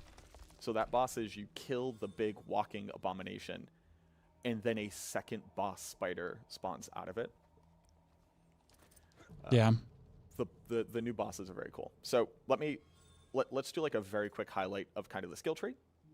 But we're going to start with the class mechanic itself. I need to see the skill tree. We're going to start with the class mechanic itself. You have the Spirit Hall. In the Spirit Hall, you pick a primary spirit and a secondary spirit. Your primary spirit will always carry this tag of all of your skills and now Centipede skills. Okay. So this is my Jaguar skill, Russian Claw. Reset, probably It's a not. I potency don't have the skill, knowledge. It's a Jaguar skill, it's a mobility skill, and it's a Centipede skill. So anything that says your Centipede skills do this, or hitting a target with the Centipede skill or whatever. Oh, that's all interesting. applies to every Right? single skill in your Potency, skill Jack, tree. mobility, and Ultimates, Centipede skill. Every single one of them. So, like, I don't have to take the Centipede ultimate here. I can take any of the ultimates. I could take the monkey, big monkey, and now my protector is a gorilla Centipede ultimate. Big monkey. Oh, because if you have aspects that say if Centipede skills do this or that, Love the gorilla. then the aspect You know, works the because you made Articuno it a here, Centipede skill. The Seeker, the Burb. Well, while we're waiting for the cooldown. So Okay. you take your primary spirit, and that will give you an additional bonus. And then your secondary spirit, while it won't add the skill to it, it will give you the bonus of it. So right now my Centipede says when I hit with the Centipede skill, which now includes my Soar mobility skill, I reduce damage on targets and I slow them. So just by hitting people with skills, I'm applying crowd control immediately. So that activates, damage to crowd control and things like the control glyph. And that stacks, so you can get. Well, up to that means if you 20% actually land with the damage eagle on reduction just them, by right? using Yeah, these they skills. get the. The second thing says every 4 meters that you move, your critical strike chance is increased, and that bonus is reset 2 seconds after you critically strike. So if I just like run around real quick, boop. Yeah, and then See, I'm he getting dashes stacks. forward See, I'm with the getting stacks. claw. I'm getting stacks. You get bonus I'm getting crit. stacks. My critical strike chance is going up. It's going up. It's going It's kind up, of nice. It's going up. It's going up. And then for 2 seconds, I have this amount of critical strike chance. Right?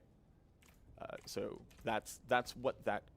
By the way, combination would quickly, be. another I boss just want fight. this sorted 3 out, so I could enemies, have- but they're I could do all Centipede, like Centipede, which is kind of Lord Commander, devoted champion, and so on. Centipede The says I usual. reduce damage and I slow targets.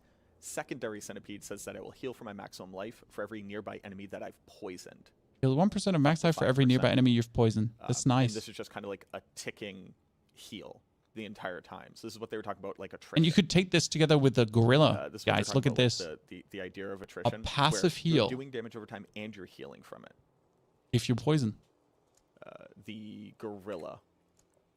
So let me say I changed everything to Jaguar skills. Every 4th time that I deal damage with a Jaguar skill, I'm going to do 100% of the damage of those 4 hits. So the faster I can spam Jaguar and how I can put them together. So like, let's say I do, I do like my dash. I go like dash and, I go like dash. Well, I can't dash any target, but I go, okay. So I go, basic skill, basic skill, basic skill. And then I do my ult. The ult will trigger all 4 damage instances. Oh, that makes sense. Yes. Yes. Every 4th time I do an attack. Very combo heavy. What that also means is kind of cool. It's like the Seeker Ultimate, which is now a Jaguar skill, has charges. Oh, no. So you can go bird, bird, bird, bird, and then release all of that damage with a poison basic That's skill. interesting. Because it's a Jaguar skill. Very cool. The secondary effect of Jaguar is maximum ferocity is increased by 1. So ferocity is stacks that you get. I can show you. There's so much to this. to this. Yep, the build. class seems to have a lot, right? Ferocity. So ferocity says increase your attack speed by 5% per stack. It stacks up to 4 times, and each lasts for 4 seconds. So each individual stack has a timer, and what Jaguar secondary thing increases your maximum amount of stacks that you can get, and you will So you get replenish just more ferocity attack stacks whenever you speed, kill like an even enemy more attack or speed. damage a boss. So on a boss, you'll just be. I at don't think there permanent needs to be 5 stacks balance of because the ferocity, class will just be OP. permanent 25% increase in Simple. attack speed. For Eagle, Eagle is casting an Eagle skill. Does Storm Feathers. So here, I'll try to show you Storm Feathers. Casting Eagle skill grants 2 Storm Feathers. Up to a maximum of 8? I have them here. Up to a maximum of 8. When you evade, all Storm Feathers are fired. So let me just evade real quick. Okay, they kind of like shot out of the back of me there. Okay, I got like 4 Storm Feathers, and I do this, and they all fire out at me, right? So you're using skills, dashing around, and doing damage like that? Effect of Eagle. Eagle is very much the mobility and utility. Every 4 meters that you move, you get the bonus of the critical strike chance. So as I'm evading, as I'm moving, as I'm using my abilities, I'm going around, I'm gaining crit chance, so that when I evade and shoot off all of these lightning, feathers, now they're all gonna crit. I have to say, like, doing one archetype only seems boring. You get to really mix and match. Gorilla. Casting a Gorilla skill deals 100% thorns of your thorns power. Wow. To enemies that you hit and grants barrier for your What? maximum life. Gorilla is big. Big gorilla. Well, you just stack thorns. Then you do damage with thorns, and you get barrier. Grants you barrier naturally. So just by What? doing this, I'm just generating barrier up to 40% of my maximum life, right? And you can basically stack that permanently. Then Does that sound a bit OP? you increase your resolve, and when you have at least 5 stack of resolve, you are unstoppable. What is resolve? Resolve is resolve says increase your damage reduction by 20% just for having resolve. Taking damage removes one of the stacks. You can have 8 stacks. So this is kind of similar to like Shroud or whatever. Shroud on what's it called? Yeah, But as Dark long as you Shroud can maintain your from Rogue. stacks of Kinda. resolve and generate them fast enough, you will then have unstoppable. And again, you can swap these however you want. I could be Eagle, so now I'm gonna get these Storm Feathers things, and I'm gonna get the benefits of resolve and get more resolve and kind of things like that. So okay, cool. That's the high level. Let's be That's the fair. super high level. This is very fucking good, Each and part of your skill I tree, will your play basic it skills, because your it's core fun. skills, your focus skills, which are pretty cool. Like the general idea of them. Although I just noticed that we And have don't 2 forget, Eagle. all the base classes are going to get reworked to a Then you have your degree. defensive skills. Each one of But these is like a different It's type pretty of- strong. Typically, like, I don't know. The Armored Hide is a really good I example mean, of the this. which passives is are just. A lot of them have passive abilities. I just don't like. Let me show you. The class So Armored passive Hide is says stronger passively, you than gain a some resolve every other 5 seconds. So every classes. 5 seconds, you're going to get a stack that says 20% damage reduction. You know what I mean? Activate it. You become unstoppable, and you gain 100% block chance. I mean, look at the Druid class Rolls. passives Thank you very much for compared your to sub. this shit. Then you get right? 100% block chance on your character, even though you don't have to use a shield for it. They have a lot of block, like, enabling concepts, which is just very, very cool. So that was Centipede. Centipede is great. Sure, whatever. We're going to go to Jaguar. We're going to Jaguar very quickly. And we're going to go run a different dungeon. We'll kind of talk about Jaguar and what they were talking about this kind Hey, of chaos. like, no, idea. he should also do the Centipede passive does. What was the one that pulled I'm scared enemies they're going to in? nerf it the way they did with Druid. Well, I don't since remember. it's the expansion character, it's going to be very oddly good enough, for a I while. have not memorized every single skill yet, although I wish I had. But let me just Simple go matter of put on fact. those aspects just make the game feel a little bit better. Because But that's how it has to be. I want to go do the Necropolis, but there is I think it's an Eagle skill. Wait, he can that do the Necropolis pulls- already? He can show us the Necropolis? What was it? It's a Vortex. There you go. Create a cyclone that pulls enemies inward, followed by a crushing downdraft that deals damage. Casting Vortex increases the damage. Create a of your cyclone next that pulls skill enemies cast by inward, following 20%. by crushing Cool. downdraft Actually that very cool. deals damage. While you have an active Nice. barrier, it does bonus damage and knocks enemies down. And while you have barrier active, your vortex. Oh, so that's So, Gorilla plus Eagle skill together, silent. Let me just move right? these Because you around. would technically. So the setup that they had, like this is probably one of their most like, how do I describe this? Like pre-built out, like hybrid class. Like you see, like the other like the Centipede build was like mostly Centipede abilities and then Soar for mobility.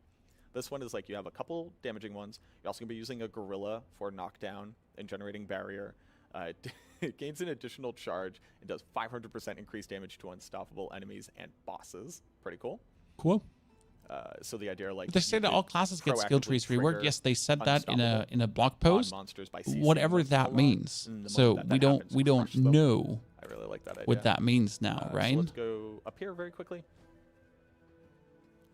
Is this going Each to one of them be? obviously has aspects, right? So Rake, which is our core skill, which basically, like, it gains you ferocity, so that's increased attack speed, and then its cost is reduced the more attack speed that you've generated through ferocity, like how many stacks you have of that. Mm-hmm. Their basic skill is pretty cool, and where the third attack kind of shoots out this little, like, spinning damage vortex. After killing an enemy, your next thrash generates It's just, 10 like, additional vigor in and up to front of 10 you. casts of I'll show it thrash. to you, obviously. But Rake will manifest the Spirit Jaguar, which also casts Rake at a random enemy. Great. So it's like every single time that you use it, a little Spirit Jaguar will shoot out of you. The one that they put here, critical Have a strike chance Jaguar of is Jaguar skills increased against enemies increased against by 6 for each. enemies by 6% for each, 10% of the missing life. So the more damage you've done to something, the more crit chance you have against that target. And then again, since you could just choose that all of your skills are Eagle skills and all of your skills are Jaguar skills now, it's like, here, we're going to give ourselves crit chance with the Jaguar. It's just like, oh, okay, you're going to gain crit chance with all of your Jaguar skills. My Monkey ultimate can be a Jaguar skill. Are the Timberwolves still in the game in free sparks, or are you? So they did say all the classes get skill trees reworked and expect, so can't really compare what we have to what's coming exactly. About the, what like the problem is, like, seasonal mechanic. We should not expect that to be in the we game. need vast passive reworks to even remotely live up to this. Soar. But because let's be real for a second here. I mean, the druid skill was the gorilla skill was every hit does every gorilla skill does 100% of your thorns as damage. So if you're having 20, 30, 50, like whatever 1,000 billion thorns you have, right? That's bonus added to the damage you deal with your gorilla skills. And your basic skill can be multiplied up so nice, right? With adaptability, moonrise, whatsoever. And then thorns is added into the equation. So another 50,000 thorns just going into that. Bonus on top, like on your base damage. And then multiplied up by all the multipliers. And you would get barrier for hitting. So if you continuously do damage and become continuously unstoppable, which you can do, you just always generate barrier and always have damage reduction and always do damage. And that was without any of the uniques, right? And that's just the skill that's just the passive, right? That wasn't an aspect. That wasn't a rare to find item. That's your standard passive you're getting. Oh, and that standard passive gets another one. So the one passive that makes you go crazy, like on top of you getting barrier, you could add a 1% life regen for every poison enemy around you. Okay, but how about no? And basically my immediate feedback was, I hope you're taking the lessons learned from the creation of the class and putting them back into the other classes in ways that they could be revolutionized. Okay. Because at this point, every passive needs a rework, or they're just going to feel lacking. Knockdown. The website has key passives. Thank you, Brucey. So when the ultimate for this skill, Yep, they posted it already. Fantastic. Let's check, unlock, hone with key passives. Okay, so hone your build with the key passives created in the vision of different fighting techniques. Adaptive stances. The base spirit of a skill cast grants. The base spirit of a skill cast grants movement speed, damage reduction, attack speed, lifesteal. Okay, then casting a skill of a different base spirit swaps to the new bonus, increases core stats by 50% for 5 seconds. Noxious Resonance. Your critical strikes cause enemies to burst 100% of the poisoning on them as poison damage to those around. Prodigy's Tempo. Every third consecutive cast of the same basic skill increases all ranks by 2 for 5 seconds. Every third consecutive cast of the same core or potency skill reduces all skills' active cooldowns by 10%, increased by 2% for each of their skill ranks. So if we're using a core skill that has plus 20 in ranks, or 15, right? That would be reduced by another 30%. So 40% cooldown reduction on all active skill cooldowns. So you take the highest cooldown ultimate, and then with Prodigy's Temple reduce it. Vital Strikes. You deal 100% increased damage to vulnerable enemies. After making an enemy vulnerable, your next direct damage dealt to them heals you for 2% of your max life, generates 5 vigor, and removes the vulnerable effect. Oh. So we're making them vulnerable, we remove the vulnerable, and we gotta make them directly vulnerable again. Isn't this here OP with... Give me a second, guys. Isn't that, like, listen, okay? Like, look at this. You deal 100% increased attack damage to a vulnerable enemy. After making an enemy vulnerable, your next direct damage dealt. Okay, listen. Isn't this OP with a cursed touch? I mean, if we're taking the aspect of a cursed touch, lucky hit, up to a 35% chance to inflict vampiric curse to an enemy and make them vulnerable. So we would, whenever we make someone vulnerable, we do 100% increased damage to vulnerable enemies, but then we make them vulnerable with a cursed touch, 35% chance, right? And then we deal direct damage and remove vulnerable, and then we make them vulnerable again, and then remove, right? Surely that will work. By the way, we do have already on D4 builds the whole class tree. That's insane. Look at this, chat. We could make builds already. That's pretty, damn. D4 builds, you're crazy. That's interesting. So we get everything here listed, right? Unending examples. So this one was crazy. Soar deals 50x increased damage and your evade is now soar. I love that. Or this one, your basic skill deal 200% increased damage. Always use the third attack and every third cast unleashes a triple strike. Great. Okay, we got new class quest, connection to Spirit Hall. Spirit Hall is that. I hope we get the passives too. I think the only thing we don't have is Paragon right now. Yeah, the only thing we don't have is Paragon right now. Who are the Spiritborn? Okay, so we have this, chat.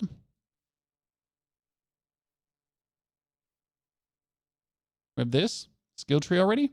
So we got 4 basic skills. We have Thunder Pike, quickly jab forward with piercing strike, dealing 15% damage. Your third attack pierces, dealing 23% damage, reducing your evade cooldown. Then the Rock Splitter is rush at the target and clobber enemies in front of you, dealing 15% damage. Your third attack strikes enemies around you, dealing 28%. And lastly, the Thrash is dive at an enemy, slash. Your third attack unleashes Rapid Serious. While the Withering Fist is dart and jab at an enemy, dealing 5% and applying 30% poison damage. Your third attack bursts on your target, damaging surrounding enemies and slowing them. Now, you will have Rock Splitter increase your block chance. And Rock Splitter increases your thorn. So with Rock Splitter and more ranks in Rock Splitter, we're increasing just our thorns. Meaning, Rock Splitter third attack knocks enemies back. Then you have Thunder Pike's attack strikes back enemies. Thunder Pike generates vigor. When you evade, you attack with Thunder Pike along the way and make enemies vulnerable. That's kind of cute. After killing enemy, that's useless. Thrash continues to unleash a third attack if cast again within 1.5 seconds. Thrash third attack grants a stack of ferocity. You gain 1 vigor per second for every nearby enemy poisoned by Withering Fist. Enemies poisoned deal 20% less damage, or Withering Fist third attack spreads its poisoning to 3 nearby unaffected enemies. Hitting a vulnerable enemy will also spread the effect to hit. Now for the core skills, we get the Crushing Hand for smashing down, Hurl 5 Feathers, Conjure Claws, you got strike a small area, dealing 70% to enemies within. Yeah, that was that, and all poisoned enemies, right? So that was all poisoned enemies. And then Stinger applies 50% of the base damage as poisoning. Stinger deals 5% increased direct damage to elites for every nearby poisoned enemy. If Stinger strikes a vulnerable enemy, it heals you for 10% of your maximum life. If you're healthy, it makes enemies vulnerable for 3 seconds. What? So if I strike a vulnerable enemy, it would just heal me. So if I'm spamming this ability away, I'm healing myself consistently. But if we're healthy, we're making them vulnerable. Okay, cool. Conjure Claws to tear through. Then Ferocity. Hitting an enemy will reduce your cooldown. Rake's Vigor cost reduced by 2 per stack. Okay. We get Quill. That was that. Quill Volume makes enemies vulnerable. And then hurls 3 feathers. More damage. And fly 50% further. Converge on your target with additional critical strike chance for each point of Vigor. Maximum Vigor play grants a barrier equal to 10% of the damage it deals for 2 seconds up to 50% of your max life, even more barrier. Crushing Hands knocked down, and then Crushing Hands radius increased by 5% for every stack of Resolve up to 40. Casting a core skill increases all Vigor generation, generates 1 Vigor for each second while moving if you have dealt damage in the last 5 seconds. What? Okay, wait. That means you put 3 points in, like you put the points in here, right? And you could put 3 points in there. And 3 points in here. So generate 3 Vigor for each second while moving if you have dealt damage in the last 5 seconds. Which means if you're dashing and dashing and dashing, you're continuously making Vigor. Viddle, thank you for the 69 months of support. Viddle, so good to see you there. Howdy. Hope you're doing well. Then we get your basic skill, deal 30% increased damage. Double this bonus for third attacks. Okay, so you have follow through, which doubles this bonus for third attacks. And then you have this unique item. This one.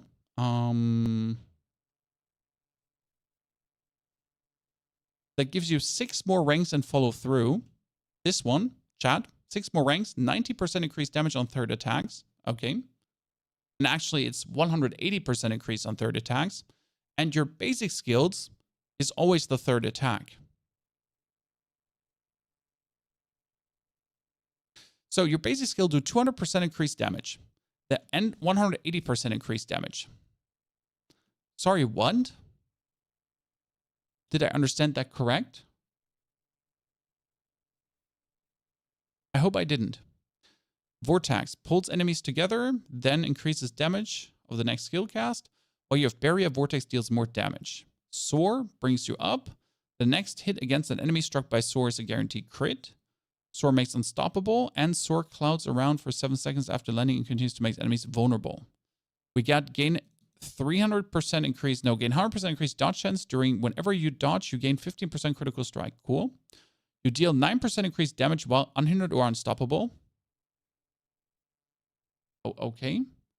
That gets followed up. Your mobility skill cooldowns are reduced up to 2 seconds based on how you travel with them. Okay. We got Ravager. That was minimum ferocity is increased by 2. Unleash Savage Roar. Duration is extended. Is Ravager your core skills instantly dash to your target. Nice. You get the passive enemies that attack you are poisoned for 30% damage over 3 seconds. Ah. Your toxins overflow, applying the poisoning in a trail and make you unhindered. While active, Toxic Skin's poisoning is increased. Toxic Skin's passive increases thorns damage you deal to poisoned enemies by 100%. That would mean that we're going to be taking the Gorilla. Casting a Gorilla skill deals 100% thorns to enemies you hit and grants a barrier, right? And that one we would then pair together with, while Toxic Skin passively increases thorns damage you deal to poisoned enemies by 100%. So we double up on that. Makes sense, right? Casting defensive skill grants Vigor. Gain 1% additional damage reduction per stack of Resolve. Cool. Gain increased life on kill. That's kind of useless. To 5% of your maximum life. Then we got block chance. We got not taking damage. You gain up to of your max. What? After not taking damage for 5 seconds, you gain 30% of your max life as a barrier over 10 seconds. Cool. So in between of mobs, you just get 30% barrier like that. Gain X thorns while you have barrier. Your thorns are increased by 30%. What? I mean, thorns is the name of the game, right? So we could increase our thorns by 40%. And then we could do our thorns have 100% more damage versus poisoned enemies. Oh, okay. Good. Gain 1 resolve every 5 seconds. Encase yourself, becoming unstoppable. Activate Armored Height grants you maximum resolve, increases your thorns by X for the duration. Armored Height increases your block reduction. And when you evade through enemies with Armored Height active, you deal 100% of your thorns to them and heal for 5% of your max life. Cool. Concussive Stomp. Stomp in front of you, releasing a shockwave. Deals damage. Grounds Barrier. Recover. Concussive Stomps gains additional charge and does 500% increased damage to unstoppable enemies and bosses. Counterattack. Gain Dodge. And then dodge all direct attacks. Counterattack's cooldown is reduced. Counterattack passively increases your critical strike. And when you dodge a control impairing attack with counterattack, it will reflect that crowd control to all close enemies. Scorch was call forth a wave of insects, fearing and slowing and poisoning. Each time you hit an enemy with Scorch, you gain 1% increased damage versus crowd control enemies for 6 seconds up to 50. Hitting an enemy affected by Scorch has up to a 50% chance to lifesteal, or casting Scorch grants 100% of your maximum vigor over 6 seconds. Casting Scorch grants 100%. Okay. You gain increased poison resistance and your maximum poison resistance is increased. Your healing is increased by 25%. Whenever you heal, your poison damage is increased by 2% for 3 seconds up to 10. So your healing is increased by 25 and then 6 and 30. That's nice. I mean, whenever we heal, so whenever we use Toxic Skin and we would... Now, whenever we use Stinger and we would heal with Stinger after hitting vulnerable enemies. So we soar, make them vulnerable, we hit them with Stinger, we heal vulnerable enemies, and then we do more poison damage. Then we Stinger, soar, heal, Stinger, soar, heal, Stinger, soar, heal. That makes sense, right? Casting a Gorilla skill grants increased maximum life for 10 seconds. Okay, that's interesting. Casting a Gorilla skill grants 15% increased life. And then Gorilla skills deal increased damage to knocked enemies. So this one could be used if you just use one of the Gorilla skills, like Concussive Stomp or Armored Hide, right? Every 10 seconds, you would get bonus life somehow. Interesting. And don't forget that every skill is a skill. So you could essentially play the Scourge and poison enemies with Scorch, right? You don't have to use your basic skill. You could be using the Gorilla basic skill to essentially consistently trigger this. And you get Payback. Smash enemies in front of you, dealing, when attacked, you have 30% chance to reduce Payback's active cooldown. Each time an enemy attacks you, the damage they take from Payback is increased. And become a crowd controlled, or Payback passively grants you Vigor when you take damage. Payback is now a core skill and consumes all available Vigor to increase its damage by 0.5% for each point spent. Which means that we could increase casting Scorch grants 100% of your maximum Vigor over 6 seconds. That means we could double or triple our Vigor. Okay, we could double and triple our Vigor. And then we could do a super hit with Poised Payback. Eagle skills increase damage for movement speed. Casting Eagle skills grants 5% increased movement speed. Then whirl out a cluster of razor sharp feathers. Razor Wings makes enemies vulnerable. Razor Wings has a chance to regain a charge, and Razor Wings consumes 3 charges to send out a spiral of 3 wings at once. We had the Rushing Claw forward. That one was shown. Jaguar skills. Jaguar skills deal increased crit. And we had Touch of Death. Strike an enemy and infect them, dealing 5% damage and applying 300% poison damage over 9 seconds. When the infection expires or the host dies, a swarm hatches and seeks enemies for 9 seconds, dealing 10% damage per hit. You can have up to 3 swarms active. Oh my goodness. Touch of Death infection heals you for 2% of your maximum life per second for a total of 18% max life.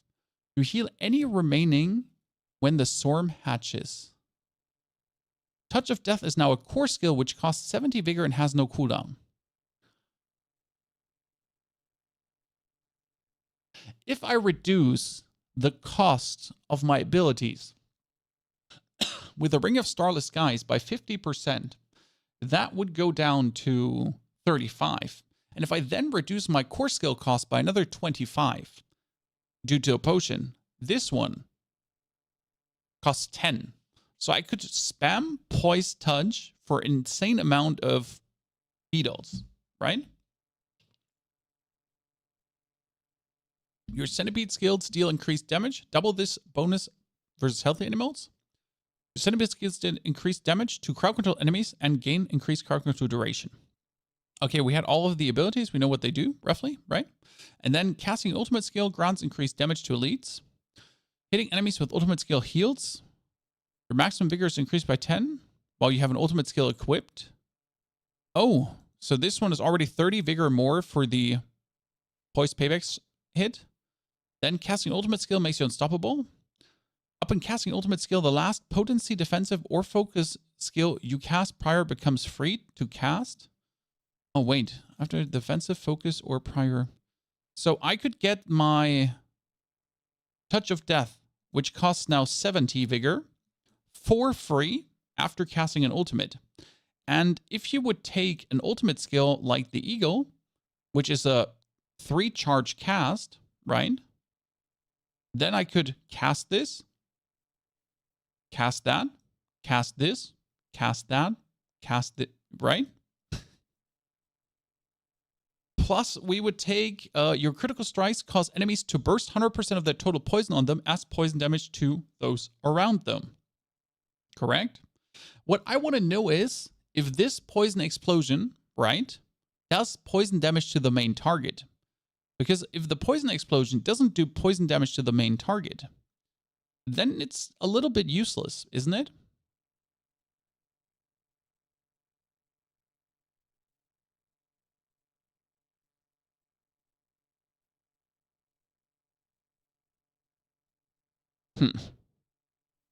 This is a very interesting skill board. Okay, so we have some aspects here. Let's look at offensive aspects quickly that are meant for this, right? So we have the aspect of apprehension. Once an enemy is slowed by at least 80%, they also become feared for 3 seconds.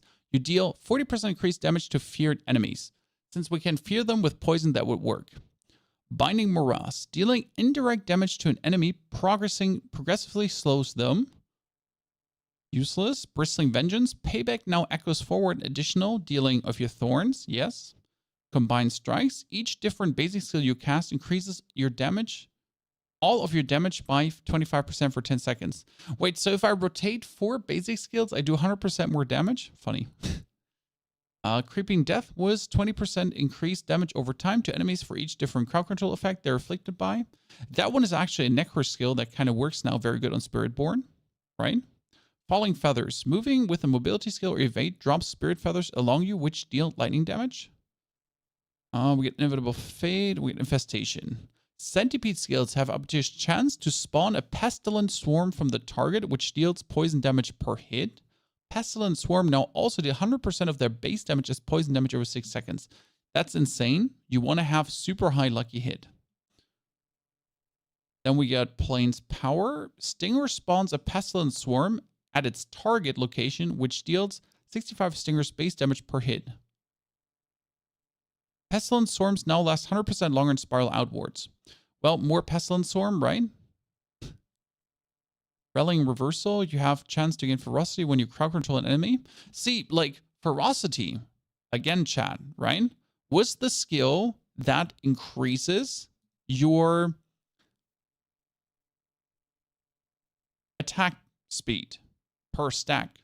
So if we now crowd control someone with this, you could get Ferocity, even though you're not using Ferocity. That's interesting.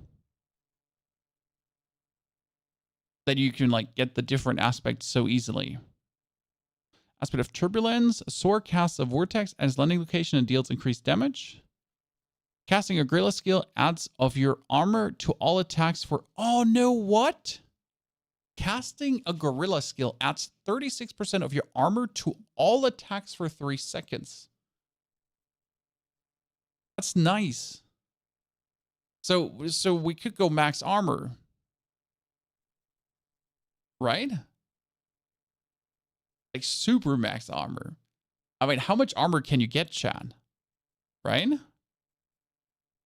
Well, we could easily get 30, 40, 50,000 armor.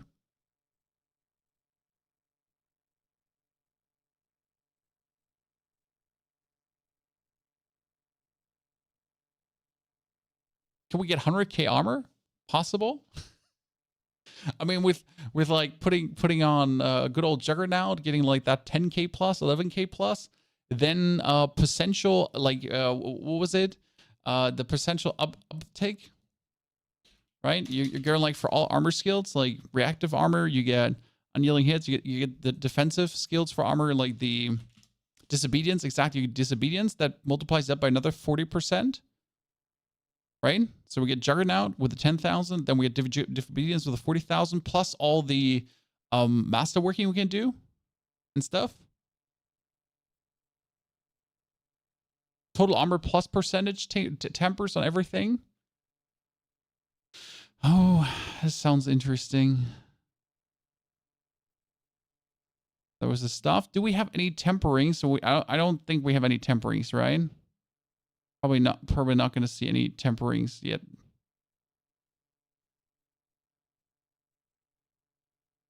Yeah, just the standard. No, wait, we have. So chance for rate to extra hit, the hunter damage, primary Jaguar, rushing claws, chance for Jaguar to extra hit, to furnace to potent. So we get at least some, right? We don't have everything, but we get some that we have seen. I mean, this is probably going to be more comprehensive tomorrow, but I'm already like, I'm happy. You understand what the class does. You see what is possible. Like, I think if you understand basically what's happening, you could already make a build. I think I'll be having a video ready for this tomorrow where we talk about the class. I don't want to do one tonight. I want to go to sleep tonight, right? But I think we're going to make one for this tomorrow. So I'd say we're going to end it here. That was really interesting. I'm quite excited. So it's cool to see. What is that? That was Vessel of Hatred, new class Spiritborn. Oh, there's more. Yeah, this is good. This should be useful. So thank you very much. I'll bookmark that for tomorrow. But we should be able to do like some basic overview for everyone tomorrow to like explain everything, to go through some potential builds, right? To have some ideas locked together. I'm excited. I'd say we're going to see each other tomorrow. Hope to have you all there. Thank you for coming, watching, lurking, chatting, hanging out. And this looks pretty good. I'm excited. Take care.